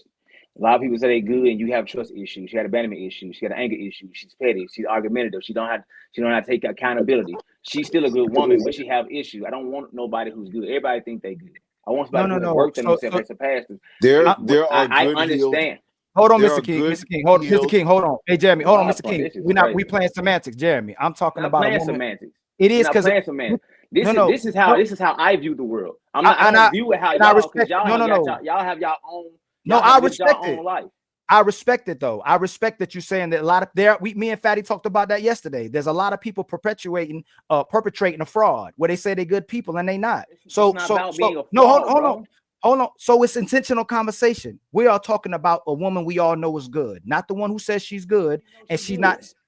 No, I'm just saying we don't look at. You said it's subjective. So I'm going based on what you said. Y'all talk in broad statements. No, individualized. I'm not. I have yet to been able to finish. You can't. Hey, Kevin. Okay, hold on. Listen, bro. I sit here and listen to y'all speak for an hour, bro. No, but Jeremy, hold on, Fatty. If it's intentional, it's a woman you believe is good. You said it's subjective. It's the woman you believe is good. You're not trying. You're not answering the question. I'm not. I just don't. You know what? No, I mean, Jeremy, I'm asking you based on you. 1 second. Y'all talk in broad statements, bro. It's never individualized. When you ask me about women being good, she was good, but she wasn't a good fit for me. And I said to you, So to you, if she's a good woman to you, that's why I said forget what everybody else think. To you, if she's a good woman, you never found a woman that was a good woman to you. I never said no, but that's what I'm asking. What makes it when a lot of brothers don't have a lot of women in their life, because if we say they're not a good woman, that's their fault. That's their fault. They too busy complaining about women versus trying to understand women. Of course, y'all dudes like to focus on the only ones that they get shot down from or get did wrong. You like to focus on the hoes, bro. There's too many women out here to focus on it. There's too many women. But if you want to keep focusing on the hoe, that's why you're not gonna find that woman. It's too we can agree on that, women, bro. How can you agree on that? Hold up. Wait. And King, you got it up. You got it up. I promise, King, you got it up for me. Jeremy. Jeremy, 1 second. Ain't nobody got it, bro. No. We're not going to do that because everybody's been. You what? The question is this, right? And Jeremy, this is why I kind of like, because you were arrogant, right? You said you never been through something. You said I haven't been through what you have been through, right? And I'm looking at you to guidance as a more successful man than me, right? If you understand woman, why don't you keep them? If I don't understand them, I have an excuse. Jeremy, I don't understand them. No, Kevin, 1 second, Kevin. He doesn't need no help. Okay. If I can understand, bro. If I can't understand woman, I have an excuse to not keep them because I don't understand them. This is what he's saying. We don't understand them. So if we don't understand them, and I assume that you do, Jeremy, Yes, I do. why you don't keep them if you understand them? Because I understand. Once again, I like the word understand. I understand because I understand them does not mean I have to agree with them. I understand why she chooses to be a hoe. That's you. I ain't gonna do with it. I understand why somebody want to be gay. That's them. Ain't gonna do. I understand why Kevin is in a polygamous relationship marriage. That's him. I can be understanding does not mean I have to participate in whatever. So you want who understands, being a man who understands doesn't mean I have to be with these women. And I hold on. You ask questions. Let me finish. I'm not talking. Let me finish. I've been online for years, and I used to be a messed up individual. I used to be a broken man. I was an immature little boy, and that's why I was moving the way I was. The man I am today, I would never move like that. I don't move like that no more. But I was an immature little boy, and that's why I was tell people these things. So you have never lived that type of lifestyle. So you just get mad at all women and say they hoes. And I'm saying, bro, I've had them. I've had women who wanted to give me everything, and I'm like, nah, I'm straight, shawty. I've had women when my car's down, let me drive her car. I've had women give me money. I had women fly me out. I've had women take me out the country. If you haven't had this shit and you just see that women are hoes, you haven't lived a certain life to understand different kinds of women. That's why you're on this motherfucker bitching. And you still didn't keep them. They did all these good things for you. I'll let you talk. I'll let you talk. Don't even do that. Don't do that. I'll let you talk. Listen carefully to what he said. He had woman flying out, woman giving him money, woman cooking for him, woman do everything that is good from a good woman. No, hold on. Hey, Fatty, I swear, hey. Kevin and Captain Tazariak, if y'all don't hold him accountable, then y'all live in contradictions. If you're saying we're wrong and he's not being with any of these women that's paying for him, that's being nice to him, that's giving sex to him, if he's not wifing them, it's contradictory to what you're saying about us coming together. It means he's the him. Like, and Jeremy, I'm not speaking for, I don't know your whole personal life, right? No, let me finish, brother. If we're talking about having solutions and men and women coming together, and you had an abundance of women that were doing all these things for you, you didn't keep them, then you would have to be the problem. Let me respond, please. Let me respond. No, Kevin, no, Kevin. You started going, shoot, is going over my head. Right, let me make my point. I'm gonna give the mic right back to you and Captain Cesariak. If Ali is out here messing with all these women that are treating me abundantly good and they're great to me and I'm not wifing them, I'm a problem, and y'all need to be addressing me. So you're saying it's going over our heads. If he's that, and I think Jeremy can get lots of women. You too. If we're not wifing them and they're great to us, then we the problem. So let me say this real quick. Here's why it went over your heads. Okay, he's already said he was a problem, that he was broken. He already said he was. Okay, stop. Don't do that, Kevin. No, Kevin. Stop. I can't even get a sentence. No, Kevin, stop. Is he still a problem now, or has he healed? we don't know that yet. All I know is what he's telling me He's about right his hair. there. He's right there. I literally said that's how I used to be, and I would not move like that no more. So See, why I didn't don't even finish you? my statement though. No. Can I finish my statement, please? Kevin, Let he's always Let him finish. Kevin. not because he's always a I statement. always say, look, I always say Kevin. a true display of manhood is having patience and allowing people to finish their damn sentences. Yes. Go ahead, Straight up. brother. Hey, brother, I apologize. Go ahead. No. And being a man is while other men are talking, not doing the woo and not you're doing like this and gesturing and all that shit. He's staying stoic and looking at the camera and respecting the other person talking without doing all the motherfucking shenanigans. You were going swoop. It's going over. Now you can go ahead and do your statement. I'm going to be quiet. Everybody up here is, remember that, Kevin, we all connected to each other. Everybody up here is very intellectual brothers. If we're about bringing people together and somebody's mistreating or disrespecting the abundance of women that come to you, then you the problem. You said it was going over our heads while we holding them accountable. I'm trying to explain why I haven't been able to do that. So go tell us, brother. So when we're talking, there's constant interruptions. We can't really get our statements out. So I'm communicating with Jeremy that this is going over his head, not trying to interrupt you guys. Two different things. But I'm saying it's going over his head because Jeremy's explaining to him that through my experience, I have an understanding because I was once broken. I was once a victim of my own circumstances and environment. I understand this because of that. What he's saying is, I want to now judge you for it. No, he said, I understand it because I've been there. So now saying, okay, so you didn't marry any of these women? It went over his head because he didn't get the point of what Jeremy's asking a question. Okay. And the reason he can answer this question is because he has experience.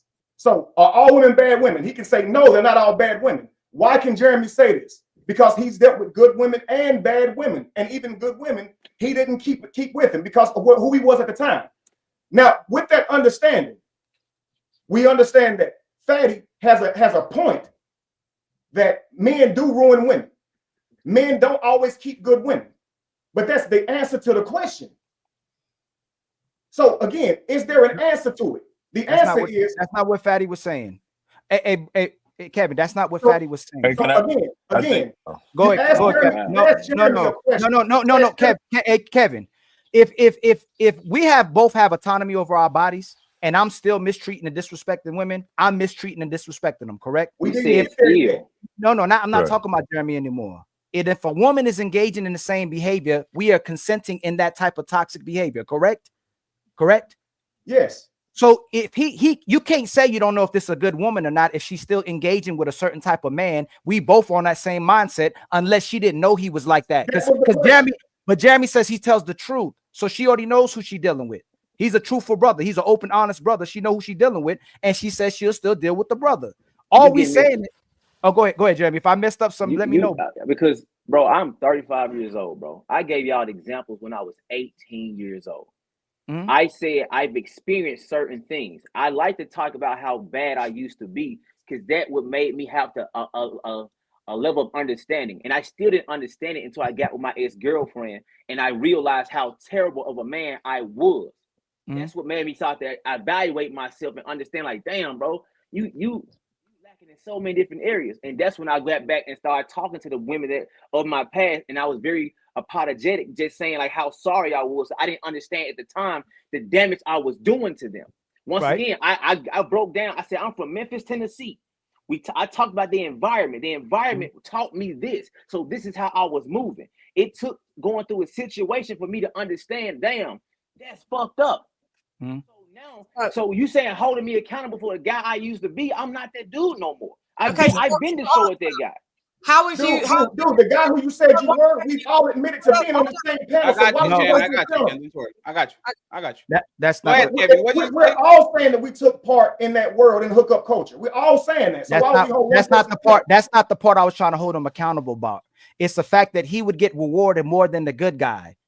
All of us know the good guy was getting passed over. The righteous brother was getting passed over. The man that would treat her, the man that would treat her nice would get passed over. Those women had to be bad women if they were rewarding the brothers who were savages. You can't not know she wasn't a good woman. If she was a good woman, she would have listen.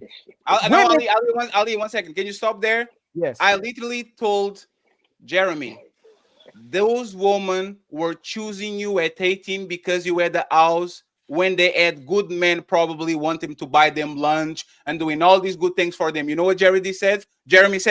Who told you I was not a good person? Thank you.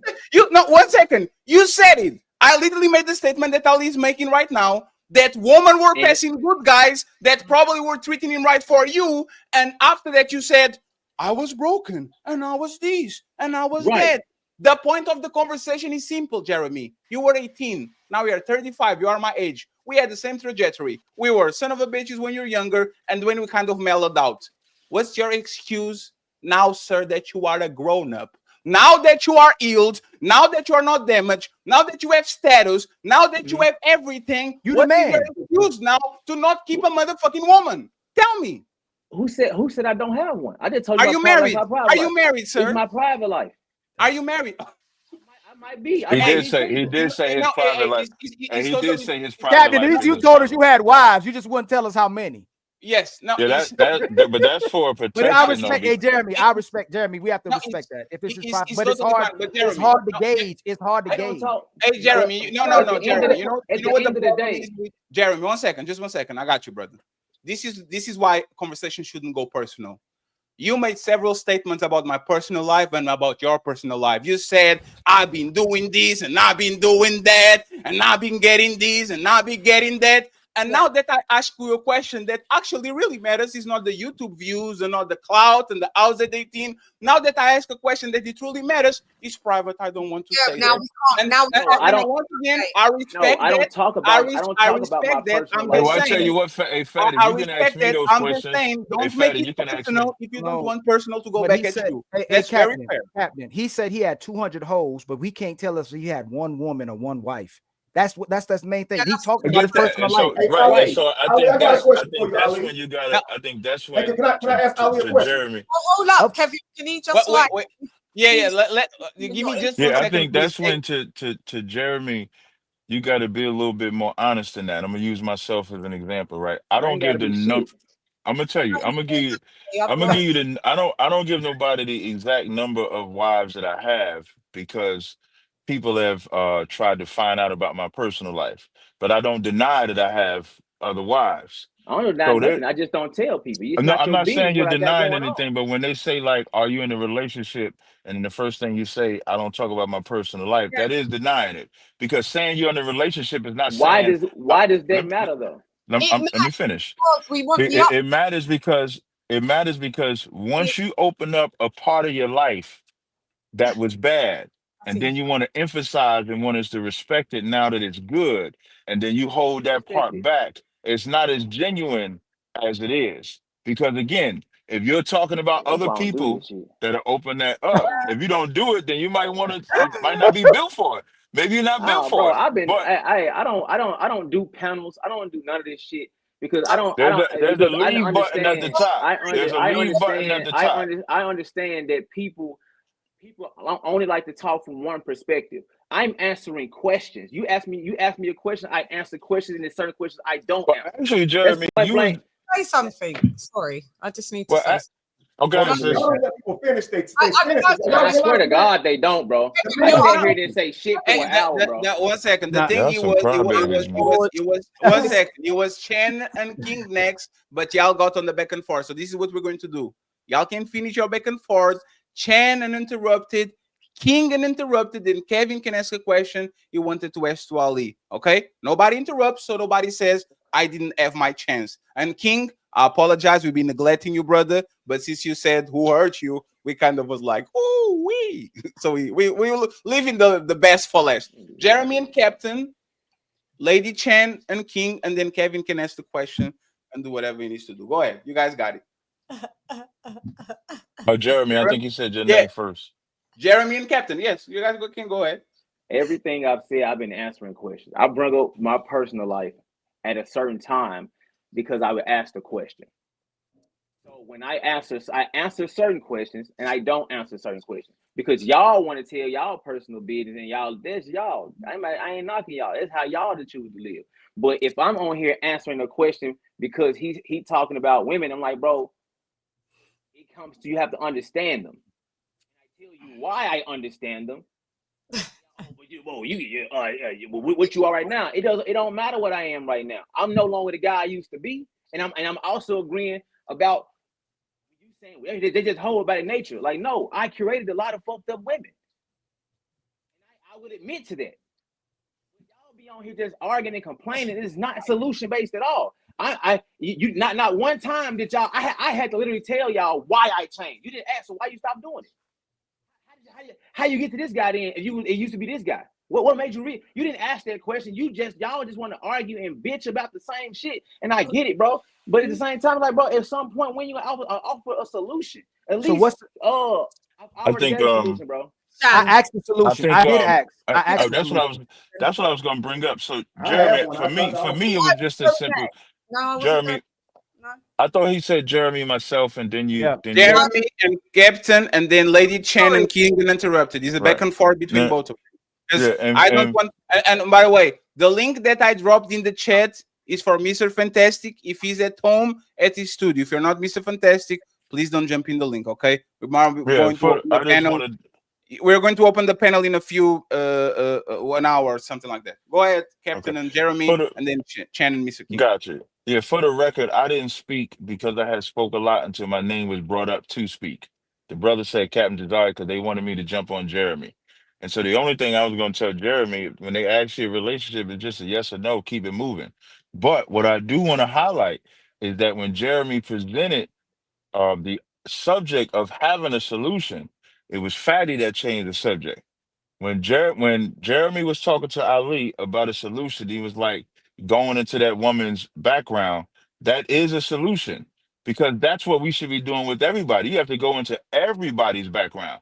When you meet a woman, I know now I'll speak personally. When I meet a woman, if I'm gonna have an interest in her, I'm not asking her about what she is at 30, 32, or 42. I'm asking about what she was when she grew up. So you can find out about her childhood. You can find out about what her life changes, because a lot of us was made when we were young. And it's only when we get older that we recognize whether that psychology was good or bad. So when Jeremy says he was a messed up individual at 18 or 20, and then life changed, that's a good thing that he was able to change on his own. But everybody don't have that intellect. Everybody don't have that intelligence. And maybe he had a brother or a sister that came and showed him something different. So when the brother Ali asks, how do you fix the problem? You have this one word, compassion, which we don't have. We don't have compassion on a brother or a sister to want to care what happened to them. I do now. Me personally, I do. Like when I go out and teach, I'm not known for being a blogger. I'm not known for being anything. Well, debater. I am known for being a debater, but I'm known for being in the streets, going into black communities of all kinds, going into prisons, going into all these different places to get into the psychology of men and women, to discover how they was made the way they were, and then to give them a solution to correct how they were. That's a solution. I land right there.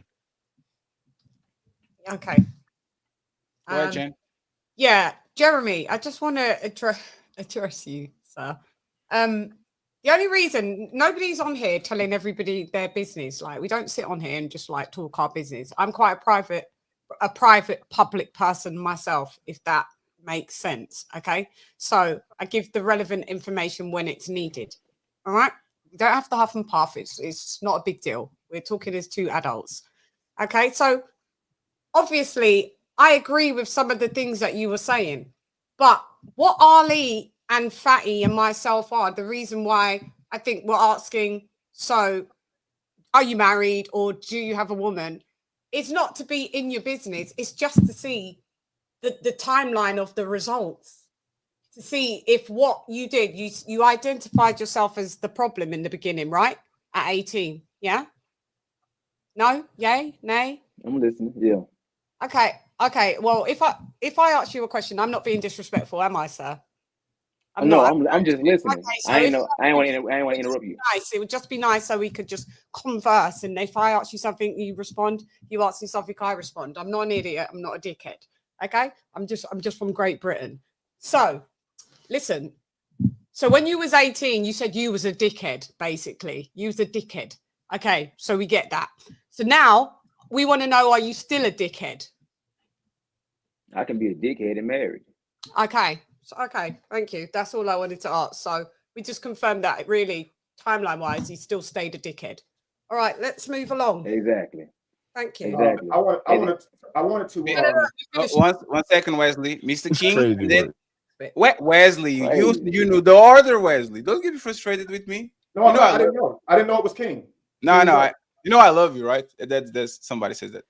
Mr. King, and then we go to Kevin. I think he has a question for Ali, but he can move along. Basic Mr. ass King, conversation. and So I wanted to say this to the panel. I would love it to see us get to a point where we worry more about alignment, meaning being with people who align with our goals and our dreams. I think that oftentimes we spend too much time in conversation about people we were not meant to be with. And I would love to see us focus on people we want to be with. I think that not every man is meant for monogamy. I think not every woman is meant for polygamy. And that if you're a guy who is overwhelmed with dealing with one woman, don't even have the conversation involving multiple. Exactly. I think in order to be in a polygamous relationship, you have to have a wealth of patience. You have to have mastered the art of leading with compassion. You have to understand the importance of communication and consistency. I am married. I've been with the same person since 2003. I also am a polygamist. I just don't talk about it very often. I happen to be in a relationship with 3 women. 2 of them live with me. So when I speak from a place of experience. I believe that there are ways to realize if the person that you want to be with is a person that is capable of compassion. One of those ways is to try doing community service while you're dating. If a person is willing to do community service, they are willing to pour into somebody without expecting something in return. It is a good sign of character. If you mention community service and a person looks at you like you don't lost your damn mind or grew a third eye, like you lost your mind or grew a third eye, then that might be a sign that for that person, compassion, care is only something they do in exchange for an orgasm or a bill. Right? So we're talking about solutions. I want to get us on solutions. I hope that everybody finds the love that they deserve, but I hope that everybody prepares themselves to sustain it once they obtain it. A lot of guys spray on charisma like cologne, and then when the scent wears off, they wonder why she goes to the next person with a good scent. Your charisma was sprayed on, sir. A lot of guys will go do maintenance on their car every year, but won't do maintenance on their soul. You're still broken, black man. There's still something that hurts because every day, being a black man in this society, we go through a certain amount of traumas. And most guys look for therapy in a woman's vagina.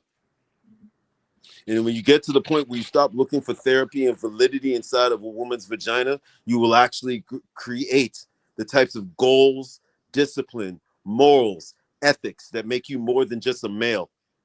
Paying bills does not make you a man. That makes you an adult. And a lot of guys are running around here wanting a certificate for adulting. Talking about, I'm a good man. How is she supposed to know you're a good man, sir? Because you have a roof over your head? You need a roof over your goddamn head. Stop looking for a freaking participation certificate. What have you done to show that you have leadership qualities? You are asking for a job without jack shit on your resume. Get your resume up. Do you care for your niece, your nephew, a senior member of your community, somebody that's not giving you an orgasm? If you don't do that, guess what? She don't see shit on your resume. I'm gonna leave it there. Mr. King, I was feeling bad by freezing you out for like 15 minutes, but now that I'm kind of regretting that. By the way, and I don't want to be funny, even inmates do community service. So if that's the deal, like the O.J. Simpson did community service. Those are people who are. If that's what you, I'm just saying. Those are people who are forced to do it. See if somebody's willing to do it with you. So, Mr. King, if a woman wants to be with me, she will do everything I want her to do. She will do everything I want her to do. That's the reality. Women are copycats. she's a Celtics fan until she be with Mr. Fantastic. Now she wants Mr. Fantastic. Now she's a Laker fan. She's a Christian. Now she meets Kevin. And if Kevin is a Muslim, she will become a Muslim too. This woman will mimic the man that is in front of them so they can get their position. So if you say, I want you to do community service and she wants you, you know what she's going to do? Let me pick up some trash. That's what she's going to do. I So, think a woman. it doesn't work. Hold on. I think a woman will do community service before a man because women lead with compassion. No, the fuck they don't, bro. Stop it. Next person. Listen, I'm not talking about the women that you should stay away from. I'm talking Kevin, about healed women. So I still would like the solution, but Kevin, you heard what he just said, right? Right? Two different lifestyles, right? Jeremy didn't have to do none of that. The man that's him ain't got to do none of that for these women. But the men who are doing all this for a woman still ain't good enough for that woman. They should still look over him for a Jeremy. And Jeremy can't say he's the problem because if they want a Jeremy can't do nothing about that.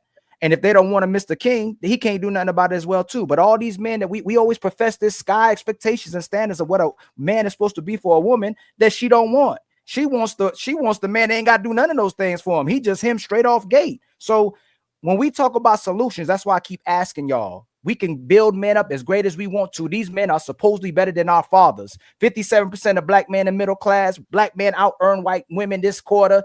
58% of black men are in their kids' life inside the house. 72% involved with their children more than any other race. Men are building themselves, becoming better men now. What if we're trying to ask women to be with brothers and we're still not defining what a woman needs to do? And that's fine. We can sit at brothers. It's not working because the sisters still leave the men when they get married to these great brothers. We ain't got to look at the brothers who do it wrong. We look at the brothers who do it right. And if the brothers who do it right, the relationships fail, why do we keep pointing at the brothers who doing it wrong when the ones who's doing it right, the relationships are still failing? So in our organization, I'll be brief because I see Jeremy got his hand up.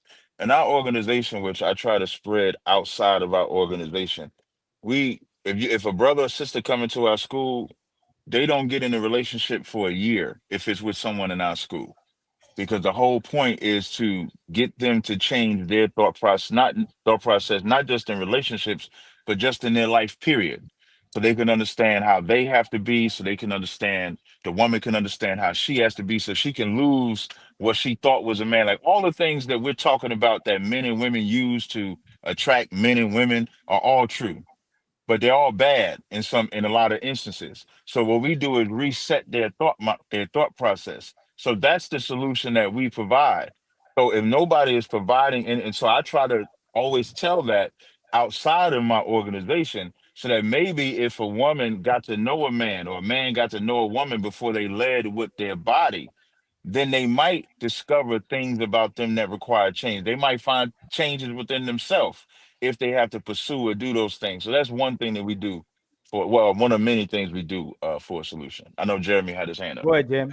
And after Jeremy, please, Kevin uninterrupted because it was his turn, and Mr. Fantastic, please. Jeremy uninterrupted, Kevin Fantastic. I just had a question. How did I used to get the women? You were a selected man. You said. No, I'm not talking to you. I'm talking to the other guy. He said he said a guy like Jeremy or another guy. You said you got 200 women, right? You had over 200 women, right? Oh, you didn't have to do. He said how. I said you didn't have to do. You didn't have to do anything but be you. I need more than that. Like what is it? Just you. Just be okay. So I know you said earlier that if you don't know how to be that, you can't talk about it. You talking about to the same kind of guy who had those bodies too. So I just was me. I did what I wanted to do, and women say, "Okay, I want to be with him." I produced. I became a productive man. I just was me. Women just picked me.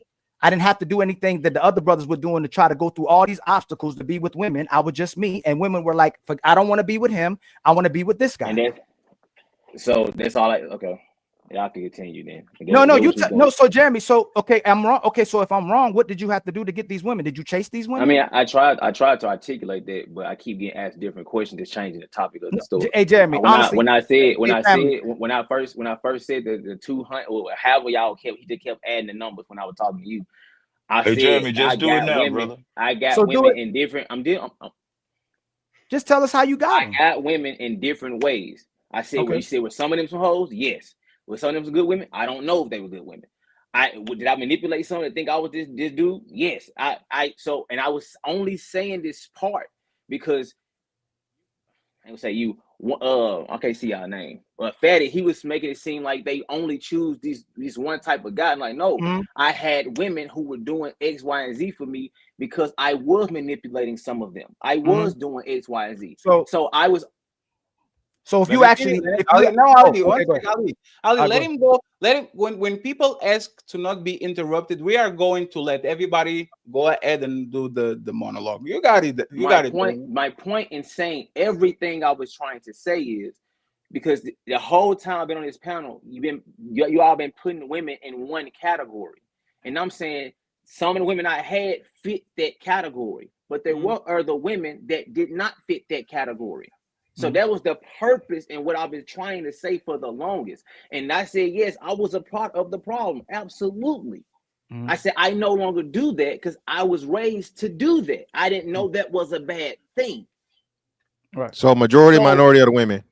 So hold on, Mr. Fantastic. All the brothers know on here that most women allotted themselves to be with you. You know what a lot of women say on these panels in real life? He's going to get it as long as he don't say the wrong thing. He don't open his mouth and say the wrong thing. They'll lie to themselves to be with you. You ain't got to manipulate them. And if you can manipulate him, please teach me how. The only way you could truly manipulate a woman and do her wrong is to get her in a marriage and you promised her this dream and you put a ring on her finger and you became her husband and you cheated on her or left her or abused her or lied to her. That's the only real way you can manipulate a woman. Outside of that, women are having sex with who they want to have sex with. You ain't got to do nothing. Just don't mess it up. They are the pickers. They're picking who they want to have sex with. Ain't nothing you doing except for being yourself. And they go, hey, I'm gonna have sex with him. Other than if you mess it up, you mess it up. But they pick who they want to have sex with. Women you ain't manipulated. Yes, I did. You said that women are easily manipulated, but what Ali is saying is that you only catch them if they want to get caught. That's the old game. Again, we use this example all the time. You are not a lion. Try to chase a gazelle and she's running from you and you get her. The gazelle looks back. She likes the lion. So she stays over there and she wants to get caught. As long as you don't force her, and I believe everybody is an upstanding citizen on this panel, nobody gets to hundreds of bodies before without being pre-selected. You were selected, man. Congratulations. You had shit going on. Congratulations. Right. But this woman saw you. When this woman saw you, she already wanted you before you even open your mouth. Like Ali said, you didn't convince her to nothing. There's the male ego. Is a woman come to you and says, I know you have a lot of bitches, and you say this to every woman, and you say, yes, I have, and she's still going because she likes you. Hey, Kevin. Women wanted you. Women wanted Captain. Women wanted Jeremy, Mr. Fantastic, Mr. King Talk Fatty, because other women wanted you. It's hard. It was hard on you to try to keep them hoes off of you. Those women want you because other women want you, and it's what they eventually want what those other women want, and keep trying to perpetuate or keep trying to be with the same type of guy that they want instead of being with the actual good guy that we're talking about. So Jeremy, I'm not disagreeing. I'm not disagreeing. I think I'm not disagreeing. That was one of the particular women. And I feel like I'm talking to a wall, bro. I'm not. Y'all keep talking like that's just the only woman, and that's what we missing.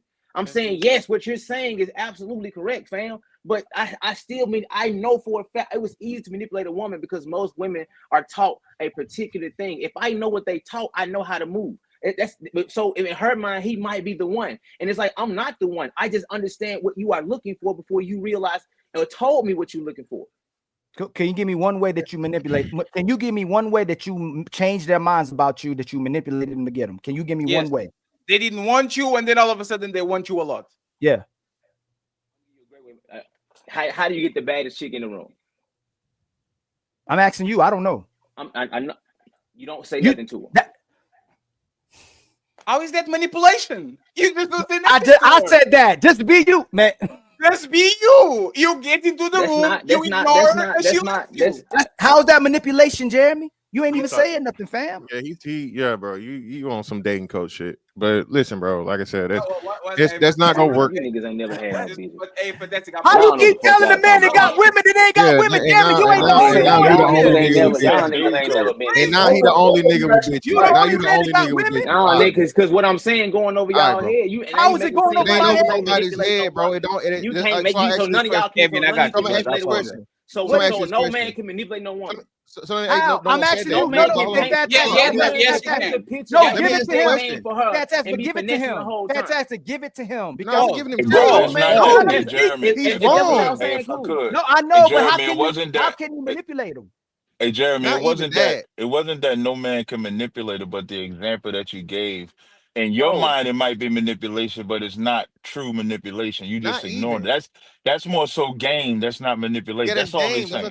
That's some dating coach shit. Listen, bro. That's not even game. Okay, so when a guy please let me say one mic, please. Bro, it's just one question I gotta ask him, man. I'm gonna cancel all this shit. Okay.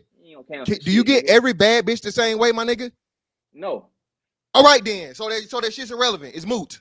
I've been said that, nigga. What are you talking? I said you get. So why would you give it as an example then? You gave that as the example how to get a bad bitch in the room. It was the start of the manipulation, my nigga. Manipulation ain't just one word. Oh my God, these niggas. It can't be. All you did was what I said. It's the start. No, my nigga. If you don't understand what the fuck I'm saying, you don't understand. I literally just told you it was game theory, nigga. I heard this shit 10 years ago. I can't say it. So no man can sell a woman a drink. No. No man. I just said how you get the baddest woman in the room, and the reason I said that is because most dudes you approach like no, because most niggas are approaching her. You have to know how to talk to her. So to get that woman, you have to know how to get her attention first. Now you got her attention. Go ahead, fam. Y'all got Jeremy, you niggas is crazy. I don't know why y'all niggas do this shit, everybody man. Ain't no dating coach. All of us. Y'all got it, bro. Jeremy, I'm going on mute, fam. I ain't saying shit else, bro. No, Jeremy, you are going to steps that we kind of all of us understand because we are grown. We understand what you need to do to get a woman. Jeremy, listen to me. Don't be stressed, please. I appreciate you. Thank you very much for your time and for being here. What we're saying is that we agree with you. You can manipulate a woman, for example, come to her, sell her a dream. You are going to be the mother of my kids and all that shit. I'm going to put a baby on you and marry you. And then afterwards, you don't put no kids on her and you leave. But the reality is that woman already liked you. It didn't went from, I don't like him to now that he says, you're going to be the mother of my kids. Now I like you a lot and I want to marry you. She already had interest in you. You kind of unboozle her into getting something more, but she's already liked you. So what you're saying is so kind her of just being attracted. Just being attracted means she liked me because she found me attractive. That's all. If she's attracted, okay, cool. So because my thing is, y'all said the good guy. So the good guy not attractive. They're good and bad guys that are attractive. That was my fucking point. Oh, you niggas is crazy. You know what? Hey, Jeremy. I have 5. I'm on 5%. No. Hold on, 5%. Hold on, Mr. King. Hold on, Mr. King. I've been in mental health for Mr. King, you already told Mr. King, you better get that charger. You better go get your charger. You better get your charger. I've been in mental health. Overheating for me just sit and listen.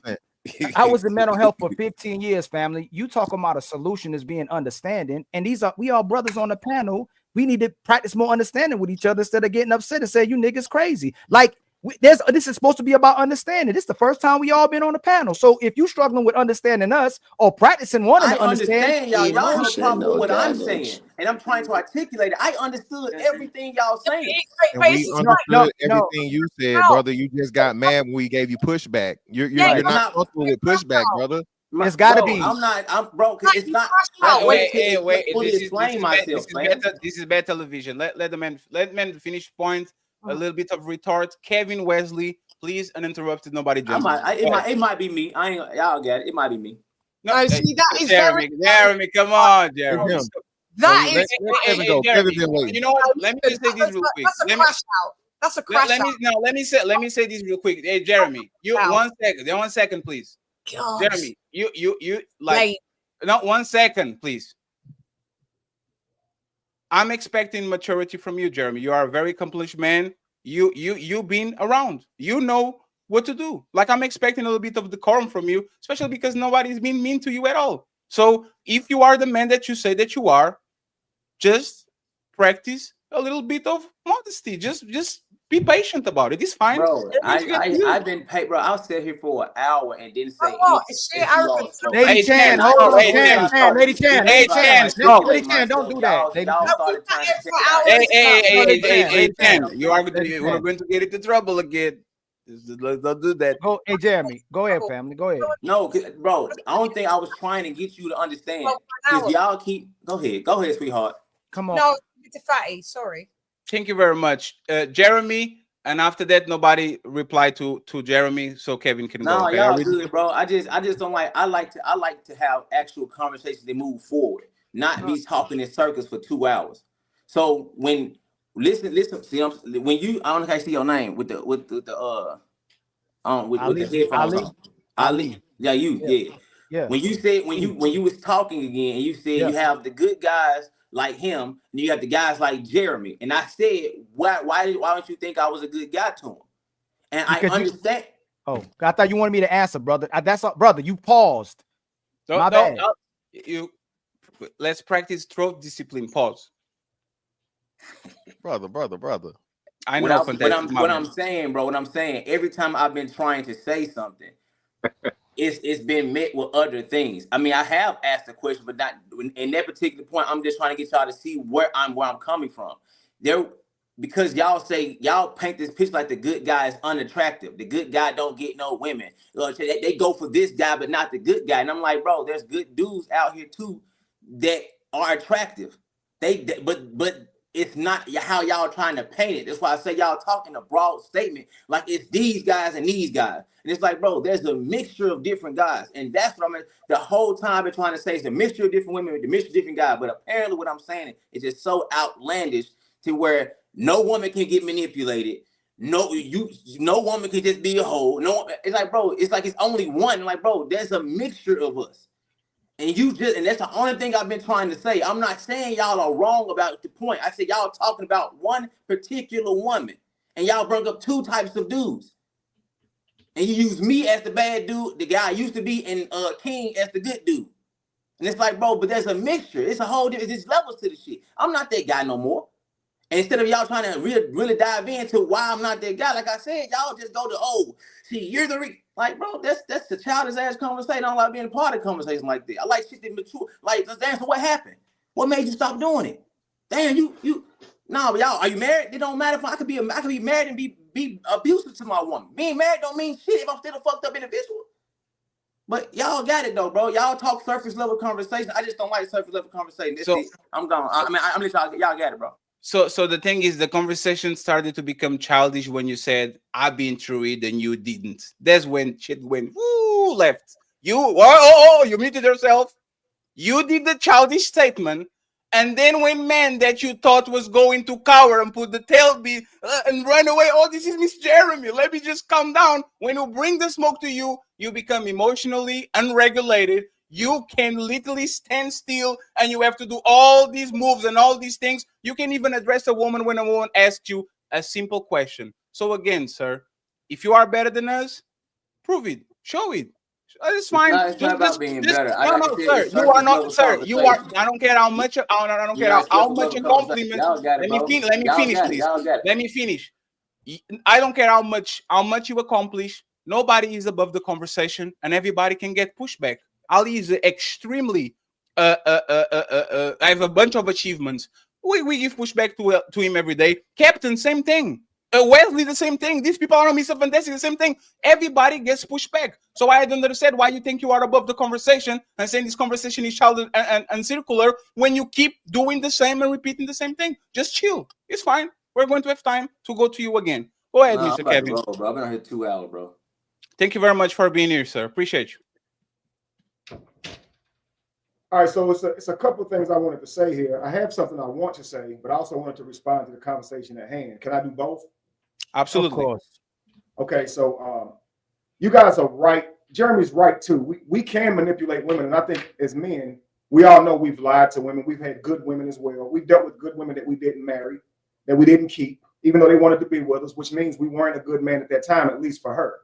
And I think a lot of times your ability to hold a relationship kind of gets misunderstood when it talks about being a good man or a bad man. You're not a bad man because you can't hold a relationship, but you're a bad man for relationships, right? So you can be a good guy. And I think that's Jeremy's point, is you can be a good guy, but bad for women. So women have wanted to commit to me, and I didn't want to be with them, even though they were good women. So I know I have missed it a lot. So I can say I've been manipulative as well, because we can promise a lot. But at the same time, you guys are very right.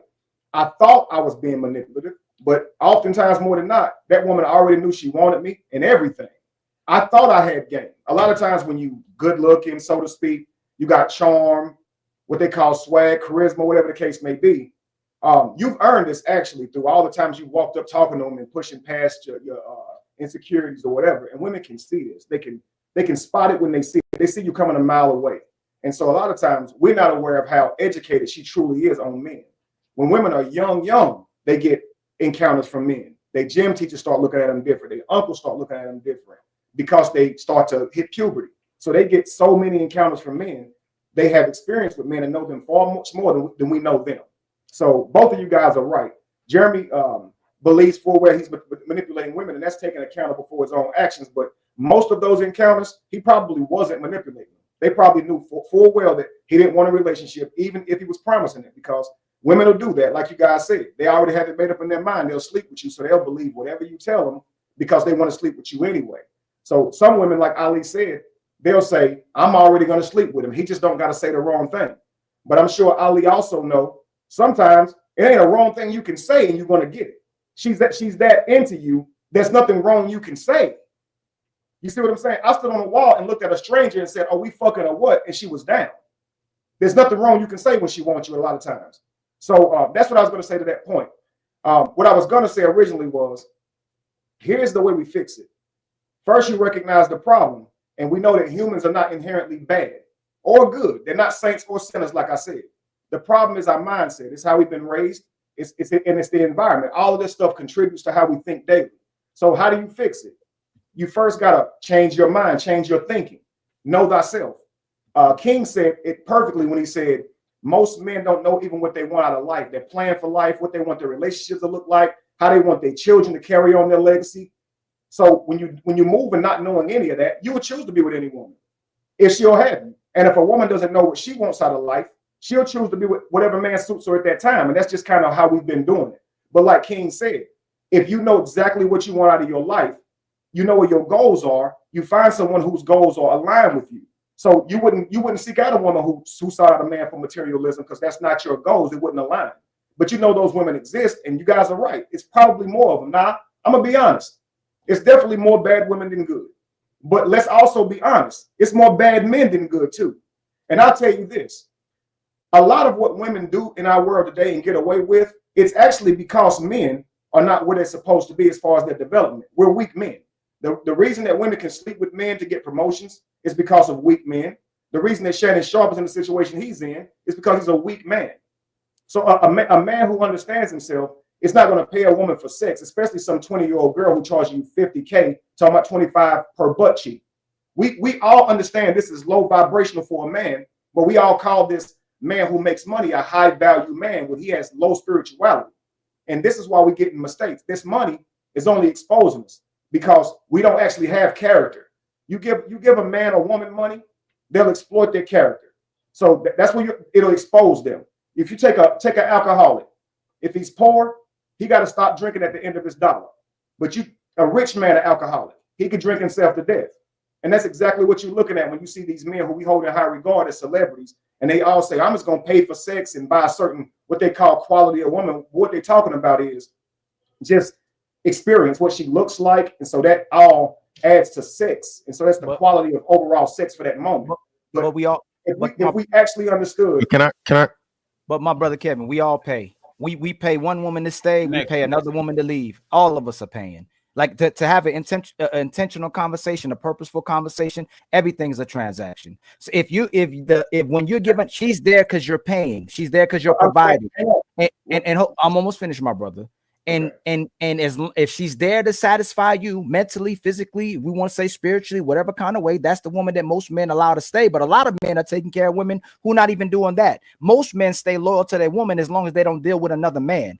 But most men want her mind, but as long as she stays loyal to you, you don't deal with no other. You won't deal with nobody else. But most women, you have to pay. You have to pay to play. Let me respond to you. Okay, so again, that's the mindset, and I hate to say it like this. I'm not trying to insult you. I think you'll understand once I finish my statement. Is it comes from a weak mentality. We believe we pay, and I'll explain why. Let me explain why. I keep saying look at it from the lens of nature, not the world we live in today. Right? If I'm with a woman, we're both going through this thing, knowing that we're building our life and our family. We're both builders. So if I'm now, I can't speak for weak men because a lot of times weak men will have a woman in their life and not require her to actually hold up her end of the deal on being the matriarch of his tribe. So that's a problem that you're paying when it should be negotiating with working together. So my philosophy is working together is love. And that's how we get our legacy. That's how we get our family. So every bit of work I'm doing, she's doing that same work, but in the area of nurturing and support. That's real work. You understand? So when you look at nature and you're finding a good wife in nature, Ali, you're gonna get a wife who can plant and hunt just like you. Just like you. Women were hunters too. They were some of the best at archery. She can't carry it like you can because you're bigger and stronger. But you're gonna get a woman who also can hunt because you need that. It'd be stupid if only you can hunt. If you get injured, y'all gonna starve. And so again, we're not picking our spouses based on how we're gonna survive and thrive in the world. It's mostly based on looks, aesthetics, and just kind of like materialistic or superficial ideals. If you remove the brick and mortar, man, and you building your legacy and you looking at a woman for your children, your future children, you're gonna find a different value in that woman. It ain't just gonna be about a fat ass or who like you at the time. You understand what I'm saying? And the woman you get with, both of y'all gonna work for y'all future because she's gonna understand your plan. But if you men are in a situation where you're the burden bearer to finance the family, and your children are not helping do that same thing, and your wife is not helping do that same thing, you're in a broken home. And this is why I have a curriculum on poly. Even modern families, that's one-on-one relationships, they're in broken homes when his burden is to provide and protect, but the wife don't have to do that. That's a problem. If you look in nature, man, every animal hunts with their tribe. The man don't go out and hunt and bring food back for the wife and kids. Those children are with him hunting. Look at the lions, the hyenas. They hunt together. Right. So the problem is us as men don't understand how to run a family. We're leaving them at home, the wife and the children, to go to work to hunt. When in reality, we should be starting our own businesses. So I look at a marriage, a relationship, and starting your own business together, and that's what you and her are going to use to eat off of, and that's what your children are going to be passed down to, and that's a life. But what we do is we go out here in the world and try to get a job working for someone when really hunting was how we access food, planting is how we access food, fishing is how we access food. So when you look at a man and you say, okay, he's resourceful. What they're talking about in the modern world is how much bread this man got stacked up. And you don't got to have good genetics to have money stacked up. A lot of these Poindexters out here couldn't create you a healthy child if their life depended on it, but they got money. So in nature, though, the woman looked at the man and had to trust his future. She couldn't rely on bank account. There was no money and food starved. So she had to depend on this man for his physical ability, and he had to depend on her for her physical ability to give him children. And that was nature, and that's how it went. I look like Mr. Fantastic wanted to say something. Yeah, brother. Shout out to everybody, man. See, this is the problem now we went from the religious standpoint to now we're talking about nature, and there'll be science and biological, right? The problem and the fallacy with that is no longer the condition. Okay, since we're no longer living and foraging and hunting, and that's not a requirement, that is no longer as valuable as it was thousands of years ago or pre-society. That's the problem. It's still not. It's not. Mr. Fantastic. This is what I'm saying right here. I didn't cut you off. Because we have the brick and mortar world, it makes us believe that we're not still promised tomorrow, that our legacy is not still true to us, that every bit of it is not just as equal as important as it's always been. So just because they create a dollar and businesses, it doesn't mean our family structure should ever change. And that's the problem. That's what broke the home, the fact that we got that stuff. We don't think we need each other. So without that stuff, we're forced to depend on each other. And now we act accordingly. You give us this new world where you got money now and you got brick and mortar, you got all these different things. You're going to say, well, it's not as valuable because you don't technically need to group up to survive. But because we're adhering to this new system, that's what's broken human philosophy, and that's why it looks the way it looks. So no, human philosophy isn't broken, it's evolved and it's adapted. That's what humans do. That's why I hate when people do this and you speak from this thing as to where you're leaving out all the other context of human advancement. Okay, this is why we don't use stones and sticks anymore, brother. Use tools. As society advances, the people advance with it. You adapt accordingly. Okay, so Mr. we're looking at relationships. Oh, hold on. Yeah, brother, y'all gonna go keep going back and forth because we like the conversation. Like, let him finish and then you go, Kevin, because it's still both of y'all. And I'll please ask for y'all to be succinct with the answer. So don't go on 2-minute monologues, please. Like 30 seconds, 1 minute, and back and forth. We have a question afterwards for Captain, but you guys can have it for now. Go ahead. So the nature thing is flawed. Okay, then the religious aspect is flawed. You're a Muslim, right? No, the Prophet I'm not religious. You know, you're not religious. I'm sorry, I might say it's Muslim or so, but either way, so Muslim, be it Christianity, whatever. Sex is the greatest men in those books, and those texts, and those belief systems. They succumb to women, bro. Okay, you're telling lesser men that had connections to God and were God's favorite, that succumb to women to do something that people of that time couldn't even do. Okay, even the Prophet Muhammad himself, they say, well, I think he had sex with all his wives every night or something like that. Okay, so but you guys are referring to men that deal with women sexually as weak. That makes no sense. Okay, a man has a biological imperative. A man has testosterone. He has everything to drive him to have sex with women. Okay, so when we turn around and we say, oh, but if you're having sex with women, you're weak. No, you're fulfilling the nature that you're talking about. Paying for sex with women. Huh? I said paying for sex with women is weak. Well, I thought you were saying that having sex with women at all. You saying weak? No, that's not what I said. At first, not at all. I said paying for sex with women is a weak man. So, but that's the thing. So, if how do you maintain your woman if you can't provide for them? Yeah. So paying a woman for sex makes you weak.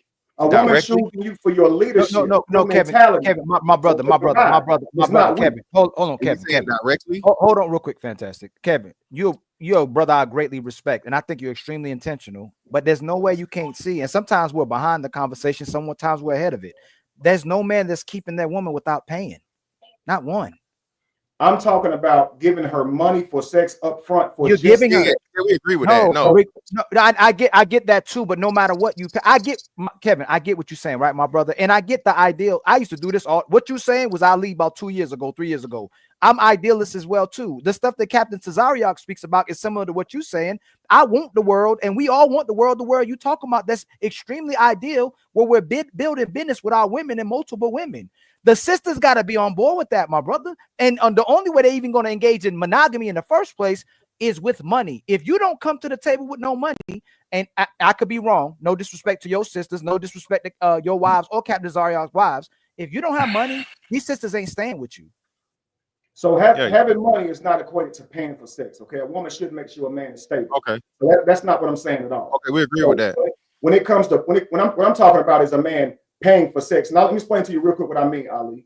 So I deal with a lot of brothers who struggle with being depressed and all this type of stuff because of not having a woman around to feel love. But they can access sex because they can pay for it. So the issue, what I tell men is this: when you pay for sex, you're making it too easy because you're just giving her money. Get out here, walk up to a woman, formally meet her, take the time to build with her, establish a relationship with her. So whenever it's time to have love, you got a partner for that. But if you just skipping all the work that it takes to find a partner, and it is difficult because it is women out here who not going for that. But who cares? All a man should care about is finding his one person or two or whatever you're looking for. But if you're looking for it, look for it. Don't worry about how many women are not that. And so once you find it, you build with it. To me, it's real simple. You work with this woman, you take her out, you get to know her, and this is your person that you love. But when you see men going around, they pay for sex, but when it comes time for them to need real support and real communion with a woman, they don't have a woman there for that. And it's because they haven't taken the time to, hang on, let me finish. So we're in a world where people get online, they meet women online, they pay for sex. They're not actually doing the work to get a woman. You guys know that if a man don't do that, it's going to make you weaker. If you're not walking up to women to talk to them, you're going to start getting nervous when talking to women. If you guys who court women, you know that you build your confidence every time you talk to her. Every time you throw a punch, it gets sharper. So you know the quality of a man is you're going to be more confident the more women you deal with. So when you Okay. take that away from a person, Okay, you so do you think the majority? Hold on, do you think the majority of men are paying for sex directly, brother? I don't care if they are. I'm saying if they are. Well, that's the Hey, problem. you know how Mr. messed up you Fantastic, gotta hang be. on. Look, Hey, look, you know y'all how messed interrupting, up y'all you go gotta far be. from the point. Hey, you know All how I messed up literally you gotta said be. is a Hey, person you who know how pays messed money up. for sex up front. You didn't let me get my full thought out. You the first Dude, time I was the one making my thoughts, and you interrupted, and you got it all wrong. No, You literally cut me off every again, fucking time. we can go on monologues and then say nobody lets me talk. Respectfully, come on, man. Damn. Let's have a conversation. It's totally fine. And between you guys, give a little bit of a space for Captain to intervene. Fantastic. Finish your point, Captain, and then Kevin can rebuttal to both of you all at the same time if that's the case. Go ahead. Oh, if you saying you don't care how many men do it, why bring it up? It makes no sense. You're talking about something that the minority of men do. The majority of men are not out here paying for sex. The majority of men are not out here tricking or prostitution, bro. That's not how it's going down. So why are we making that the basis? People like making that argument about weak men and all this other thing, but that's not the majority of men. Nowhere near close. The majority of men do talk to women. The majority of men, as you want to say, court or whatever how the hell you want to say it, you're dealing with women on normal terms. Okay, he's trying to persuade her. He's trying to use charisma. He's trying to do whatever he needs to do. He tries to look good. He's trying to fix his physique. He's trying to make more money. Most men are doing that. So please, let's stop running to the thing that the minority of men are doing to support these narratives of weak men. And I've yet to hear y'all say anything about the women. So yeah, let me finish what I was saying, man, and then you'll see what I mean by interrupting. So I'm giving my solution, okay, how we can fix the problem. And so what I'm saying is the way we fix the problem is we recognize the issue is we haven't been trained correctly on what relationships should look like. And so once we learn this, the way you fix the problem is go about finding the right people to build with. And to do that, you can't do that by buying sex. So that's one thing we got to stop doing. Now, see right there, you're already ready to interrupt. And see, I'm talking about how to fix the problem. And I didn't interrupt. You said the same thing. Hold on, y'all. Hold on. And Mr. Kevin, wait, hold on, y'all. Hold on. Come on, y'all. Y'all both great brothers. Let's not lose the conversation. Y'all everybody's had their moments. I've had my moments. Fatty had his moments. This is like let's come back down. Y'all both phenomenal brothers. Let's just be intentional. So again, so long. I'm stating. You gotta allow me to finish my point without focusing in on the thing I say. So when I'm making my point, you guys know I waited a long time to speak here. So when I'm making my point, as soon as I say men are, a weak man's nature to pay for sex, y'all interrupt when I wasn't completed, and this is what I'm saying. So now you're saying, well, how many men are paying for sex? I'm talking about how we fix the problem, and we know to fix the problem when we're talking about how to correct these issues that break so many relationships and homes. We know that paying for sex wouldn't be a way to fix the problem. So if you're already ready to argue with the solution before I even give it, I have a curriculum on my channel for those who are interested, where I do teach how to repair these broken homes in our community, because we live in a hookup culture, and we're going to keep on having children outside of wedlock as long as we're moving the way that we're moving. As long as we're moving the way that we're moving. So Mr. Fantastic is saying, well, what you're saying is not really dealing with real issues because technology has changed. We're looking at a world where we're trying to fix a problem. The problem that I believe we're here to talk about to fix is all the children running around with no fathers and mothers raising them, single mothers, single fathers. That's what we're talking about. So I'm trying to figure out how are they created. It's through us having relationships that's not really rooted in anything. They break up too quickly, and we're not sticking together for the children. We're not building relationships with the children in mind. We're moving, thinking about ourselves. So if you're going to correct the problem, you have to change the teaching of people. We've been taught about relationships all wrong. And what's happening is the way that we are moving is what's creating the world. So we all talking about hookup culture. Are you having children out of wedlock? Are you having children out of wedlock? Because you've got two wives. No, I haven't had a child out of wedlock. No. It's the legal. There's one legal wife and there's one. Okay, so now you're going to say my wife. So again, I'm polygamous.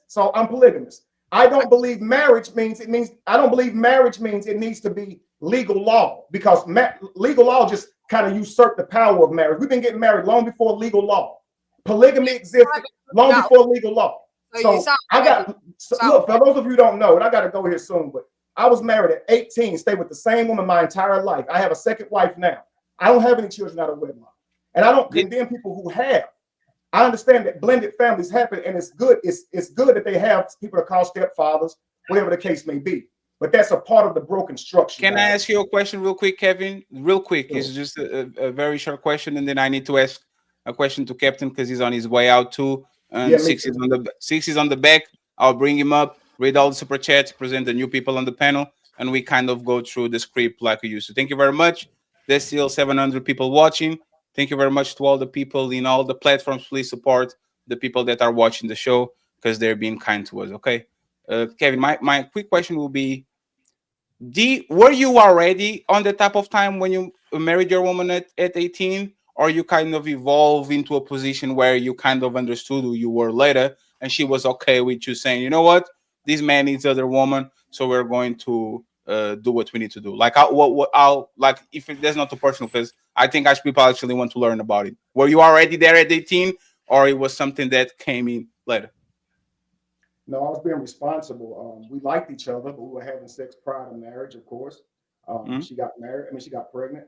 I told her I want her to keep the baby. I want to be a great father to it. My father wasn't there for me like I'd like, so I was eager for a chance to prove that I could be. Can you get a little bit close to the camera, Kevin? Like, your son is a little bit muffled. Okay, so I said that we got married at 18 when she got pregnant. We did like each other, but we went on ahead and made it serious because I wanted to be a better father than what I had. So I kind of figured it out. I didn't have a plan to create my wife or find my wife. I got the woman pregnant that I was dealing with and chose to step up and do the right thing. That's part of the solution, is being accountable to the baby. What happened? Yeah. But the thing is about because the topic is poly, right? Did you already had that mindset when you got with her and you were like, hey, I'll later.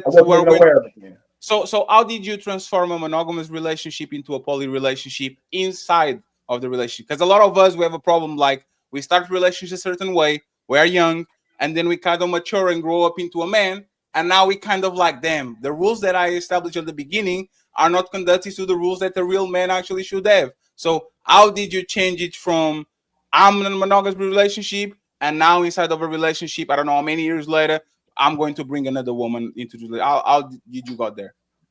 So I actually did what a weak man does, like what a lot of women do when they leave marriages. That woman stayed by my side. She never failed me in any way, and I wasn't happy. I wanted to deal with other women and could not contain myself, so I felt, and I didn't want to cheat, so I left her. So I actually left my wife after we had been married for about maybe 15 years. We stayed separated for about 4 to 5 years. During that time, I met Lacey. Well, of course, I was dating a few women for poly at the time, and me and Lacey got together, and from there, Jamie and I got back together as well. But, you sound like you was like basically creating brokenness and that you was a dog, and you're just like, but tightening up in a bow like out of polygamy. To me, that's a trait of. So let me actually clear this out so it doesn't look like a personal insult, right? It sounds like you stumbled into polygamy, right? No. Listen carefully. It sounds like what you're saying. I actually agree with her. Yeah. It sounds like you stumbled into polygamy. It was not. I'm a man. These are my rules. I'm going to have 2 women, and we're going to move forward like this. It was kind of like, you know, when you was out here cheating on your wife, and then you say, "Hey, baby, let's do this polygamy thing." I broke up with my wife. I left my wife. So what? So you cheated on her. I left my wife, bro. I don't know what you're talking about. Oh, I'm sorry. I did much worse than cheat on her. I did much worse than cheat on her. I literally just left her. So I'm asking. So, brother, listen to what I'm saying. I'm not trying to be an asshole, brother. But listen. So, did you divorce her or not? If you call being married and broken up cheating, that's fine. I cheated. No. All right. You were legally still married to the woman, right? And then you guys end up reconciling, correct? I call sleeping with someone else when you're in a relationship cheating. But if you're saying, okay, we still had papers, yeah, I was cheating. Brother, you be okay. Based on that, you could say I was cheating. Now, let me say this because I got to run, guys. During that time, right? I'm dating several women.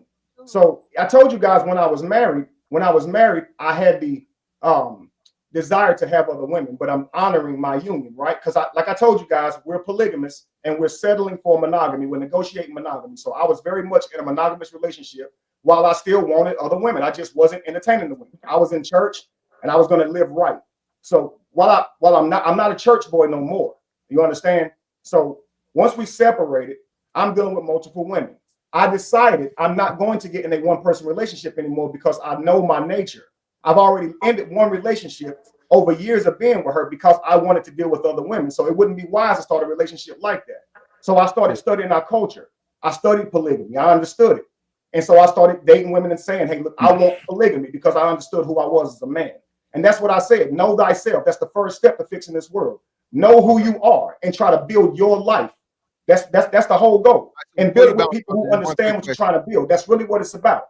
Great. So before you bounce, brother, just one quick question. So do you think your way of your relationship system is something that the masses should acquire? Is that part of the solution? Your setup? No, what I just said is accountability is the solution. Hold on. Relationships are about the people. Kevin, hey, Kevin, I want to be very intentional, okay, in what you're saying, right? I think what you're saying is important, and I think it could be valuable in society, right? But let me ask you this, because I would advocate for some of the stuff that you're saying. Was your wife that you left cooperative with you, or you just weren't happy with her because she wouldn't accept polygamy? No, I never asked her to accept polygamy. No. Listen, what I'm asking you: did you leave your wife because she was problematic and didn't cooperate with you? No. Or did you leave her because she didn't accept polygamy? No, I left her because I wanted to do what I wanted to do. So now watch. Pause. Right, what you said. Should a man stay with his child, the child of his mother? Is it more important to stay with the child of your mother in a monogamous relationship where she cooperating, or be outside with two women that want to be on your page, but you said she was already on your page, but you wanted polygamy? Is it more important to stay with the child of your mother or have two women in a polygamous relationship? Both. Hold on, Miss Lady. No. Hey, my brother Kevin. This is the thing where I want to be intentional. I respect. I get what you're saying. I understand what you're saying. But when we're talking about solutions, right now, the most valuable person in my life is the mother of my children, and I may want to be polygamous. I know my nature, right? But as long as she don't deal with no other man, as long as she's doing everything she's trying to do to be the best mother of my child, I committed to that relationship. And if I wanted multiple women, I would rather be with my woman taking care of my kid. Forget rather be. That's the most valuable thing right now, is for me to be with the mother of my children.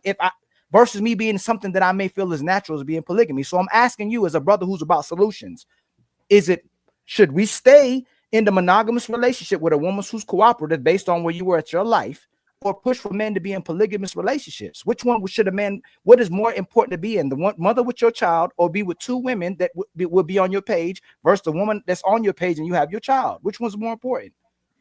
Solution based.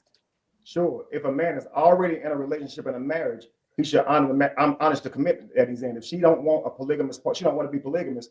If I were him, I would respect my union. So would you at least concede that you should have stayed with the mother of your child versus going into a polygamous relationship because she was cooperating with you while you were with, and y'all had a child together, and she committed to what y'all had? I should have never left my wife based on those pretenses. Okay, I was absolutely wrong to leave.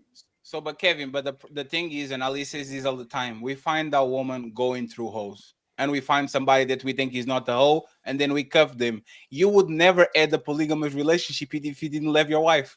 So you see what I'm saying?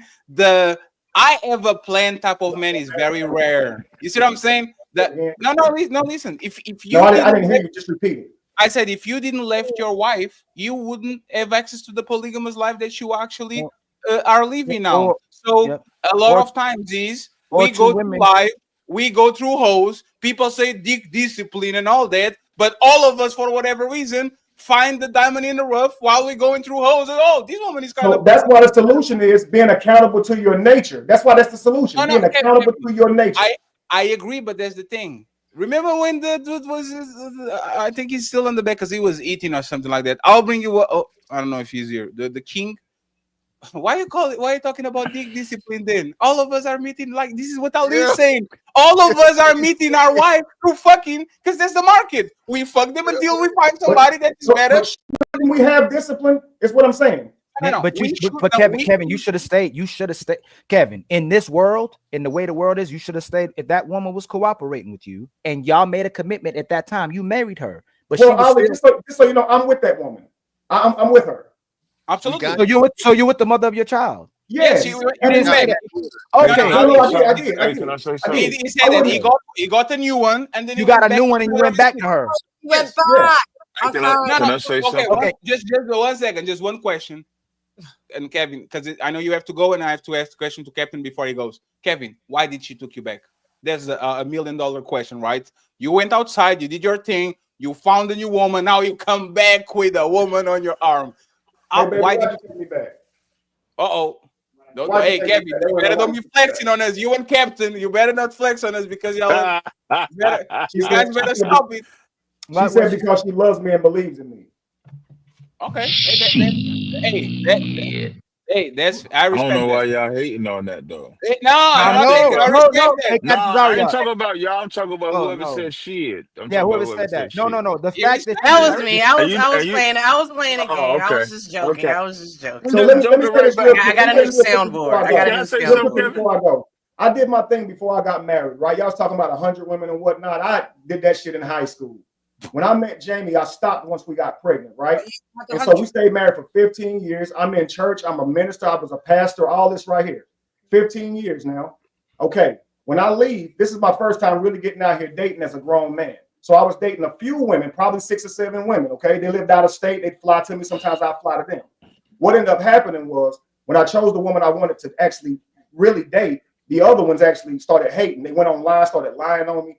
I didn't know women were like that. I hear a lot of people talk about the toxic women.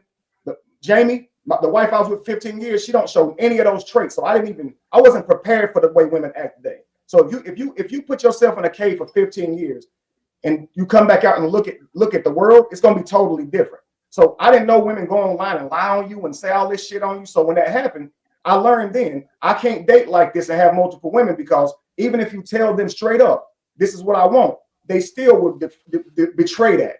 If they don't get what they want, they still gonna ruin you. They'll burn the house down on their way out if you don't let them live in it. It's just toxic women will do that. So when I realized this, I'm already building with Lacey as who I chose. And so now I'm saying I don't trust even trying to keep doing this. During this time when all these women are ruining me online, saying all this crazy stuff about me, Jamie calls me, right? My children's mother. She encourages me. You keep your head up. And that's when I knew I've been blind to something that's in front of me this whole time. I never stopped loving Jamie. I just didn't want to mistreat her. So I asked her, would you do polygamy with me? Can I come back and raise my children with you? And we do this? And she said, I got you, baby. Let's do it. And I arranged for her and Lacey to meet without me. They met up. They liked each other. You made my point, though. You made my point. You found all your wives with your manhood. Whoever accepted you for who you were, whoever accepted you to be in polygamous relationships and have multiple women are the women you chose to be with. The women who don't choose that and you smash, those women end up being hoes because they try to control the men. Ali, better than that, Ali, this is the main point. If a woman like you, she going. If a woman doesn't like you, she doesn't give a fuck. If a woman likes you, you can be captain. Now watch this. Now watch this. I don't know what to say to them. I'm not going to say this. Let me say this one thing before I run. 1 second, please. If a woman likes you, you can come back with the motherfucker woman on your arm and says, you know what, baby? We are going to be a team now. And she says, oh, I have to do it. If a woman doesn't like you, you can ever only or sim for her, give her a castle, give her a motherfucking dragon, give her a beach, give her whatever, and she will always go ahead and says, not enough. Because once again, this is not 1 second, Kevin. This is not about the man. This is actually about the woman. It all depends on if she likes you or not. And your wife and your mother of your kids like you enough to actually allow you to be or to rearrange the whole structure of their relationship and after you left so you can be with her. That's all. She liked you enough. Again, let me say this real quick, guys. You're absolutely right, but it's not that simple, man.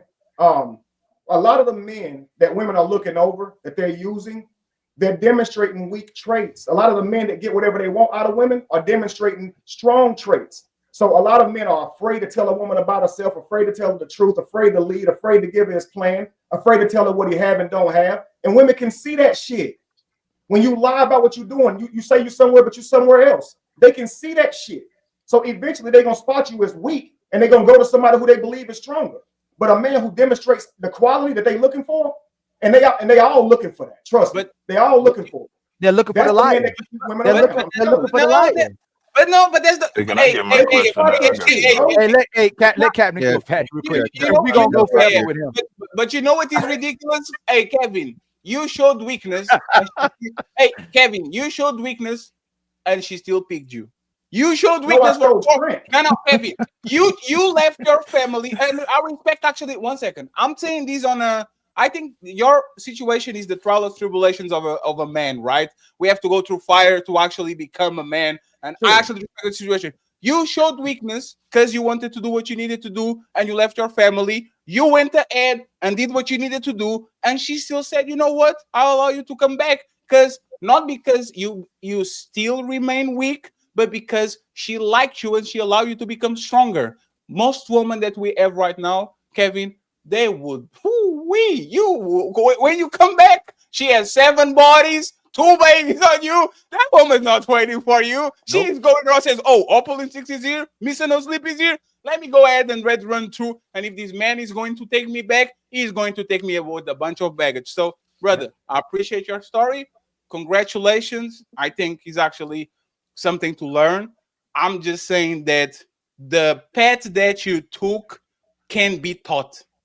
Your pet is you stumble into the motherfucking hyperbolic chamber and you came back stronger than ever before. Most men don't even get that chance. So I appreciate you. Thank you very much for actually telling our story. Right. And I need to ask a question to Cap. You said you wanted to leave. So if you want to say Yeah. final considerations, I would appreciate it, Kevin. Yes, sir. Thank y'all for having me, man. It was a great build. Hey, Kevin, thank you for coming through, my brother. Opulent 6, I know you, man. I seen a couple of your videos. I like you, man.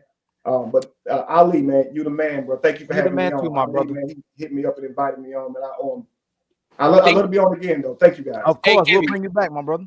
Thank you for being patient and allow us to recover. We kind of lost the panel for a second. It happens. It happens.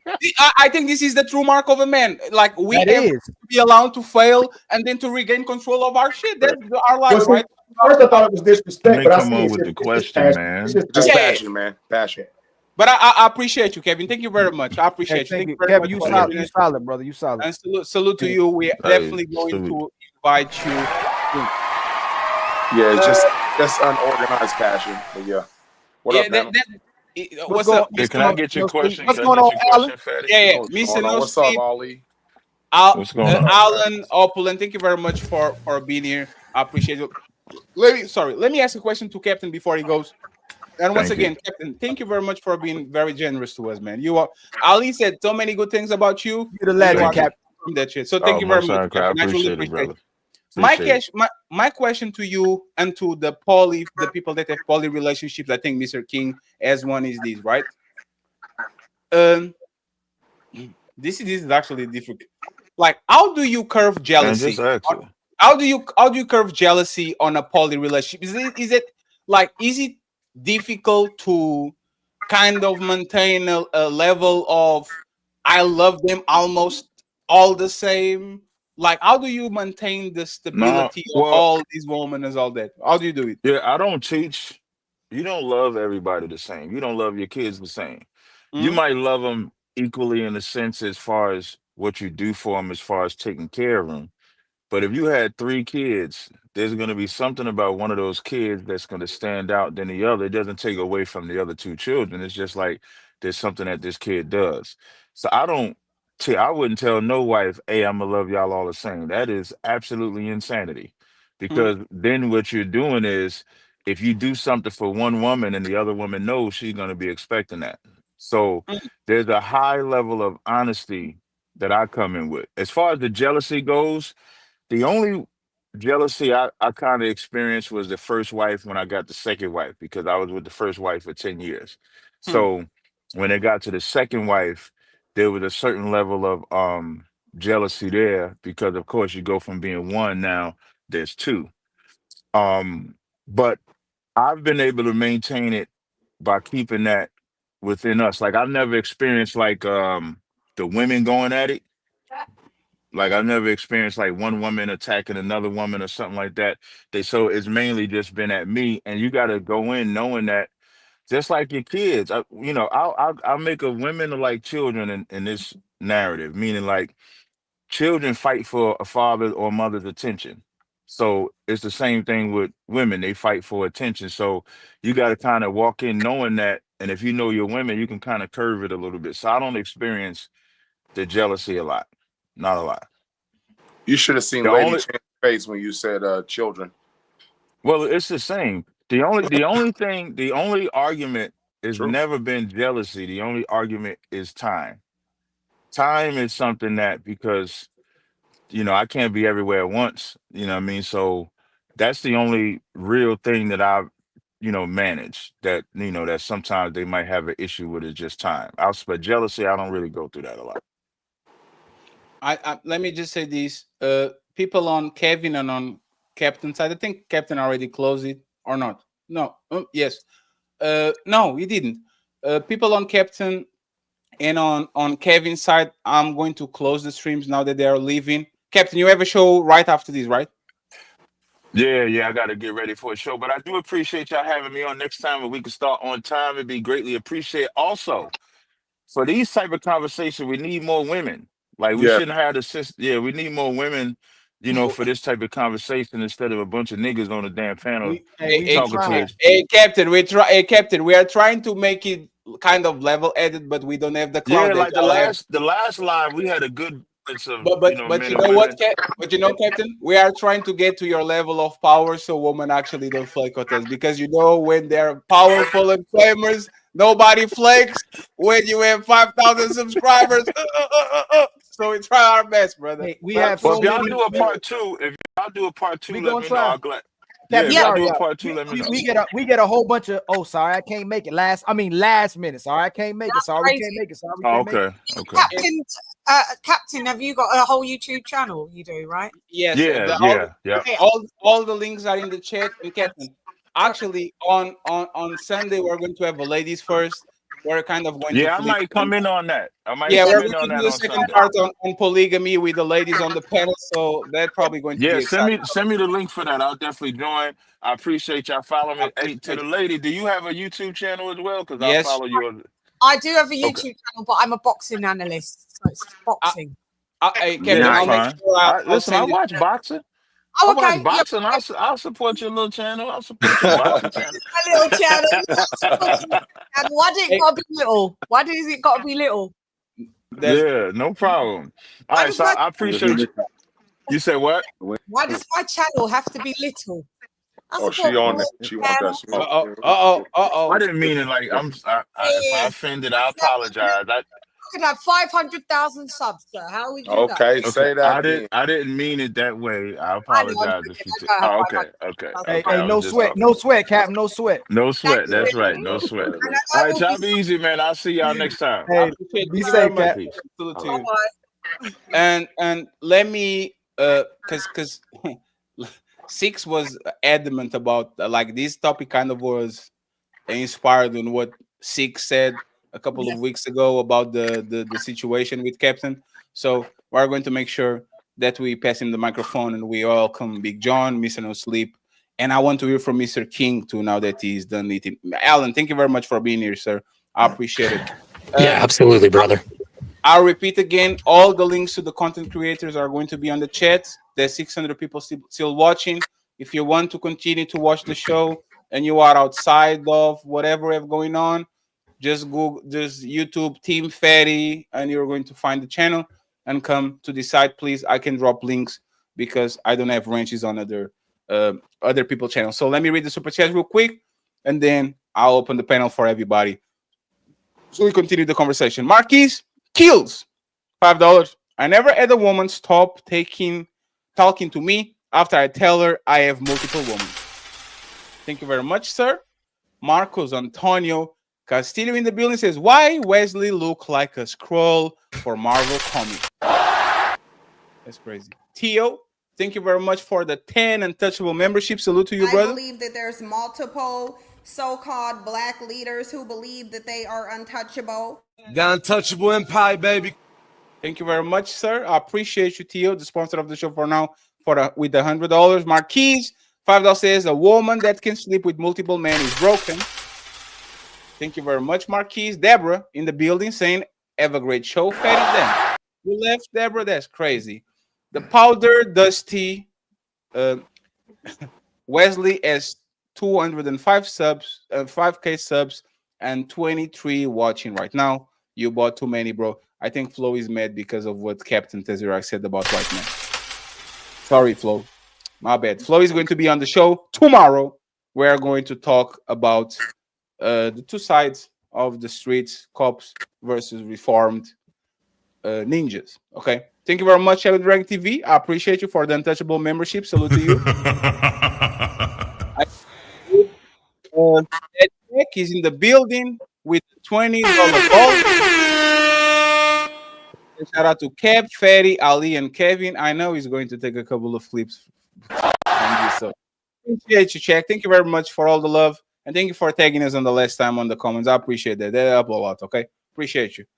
Theo in the building says, feminism will slap you straight across the face if you tell or try to teach these women that today.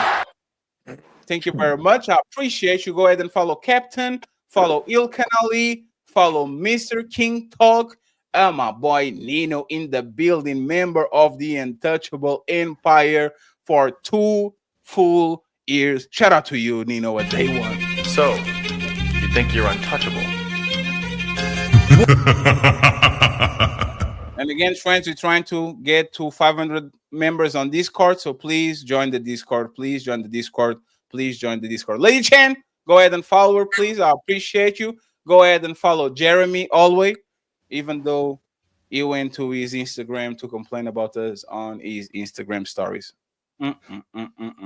This is Ali's fault. I'll blame Ali for this. But thank you very much, Jeremy, for giving us your time, man. Thank you very much. We appreciate it. Thank you very much. Black Dawn says, sweet, another fatty show. Reads panelist title, join my channel for my polygamy curriculum. What the fuck kind of degenerate shit? Damn, that's crazy. Thank you very much, Black Dawn. Theo says, Jeremy looking for solutions. Go create the solution if you're tired of hearing about the problem. Thank you very much, Theo. We have Big Giz in the building saying a whole quarter pounder. Shout out to Big Giz member for 25 months. Another man on the 2-year group. Shout out to my boy Spoon Saza for gifting me Untouchable memberships. We got all the goals today. Thank you very much, Spoon Saza. I appreciate you. So, you think you're untouchable? Salute to you. Thank you very much. I hope you're doing good, Spoon Saza. We have J.O. He says, Fatty, be on. King, you better not say who hurt you again. I don't want to fight you, King. To say who hurt you again. Uncle Tom, $10 says, shout out to Fatty and ILKAN. Thank you very much, Uncle Tom. I hope you're doing good. I appreciate you. We have Smith. Noy one gifted 1 Untouchable membership. Thank you very much, Untouchable Empire, baby. I appreciate you. Salute to you. Tariq in the building with the $10. Thank you very much, Tariq. I appreciate you. Salute to you. We have more 3 to go. Richard Root says, I'm sorry, Sirac Ecclesiasticus. Sirac Ecclesiasticus. Sirac Ecclesiasticus 26, 1 through 4. Damn, there's the my God. There's the Didi joint. That's crazy. The Sirac. Thank you very much, Richard. I appreciate you. Oh Lord. Appreciate you for the Sirac, Richard. Salute to you, brother. Hey, I need to start reading some religious books because this shit is crazy. Solomon. I think it says Solomon. Is this the R. Solomon Ali? We've been looking for him. I don't know if he's R. Solomon. Shout out to Solomon in the building. Salute to you. Appreciate you for the $20. And finally, Lady Chan, member almost for 2 years. She says she is in the Buddhism. In the Buddhism. Thank you very much, Lady Chan. I appreciate you. Kelly, I don't know where you've been, so please come back. Shout out to my boy Theo for the $30 via Cash App. And shout out to my boy Carl Anderson with very sage advice. He sent $50 via PayPal. I'm listening to you, brother. I appreciate you. We need $70 to get all the goals today and to get the hamburger fund.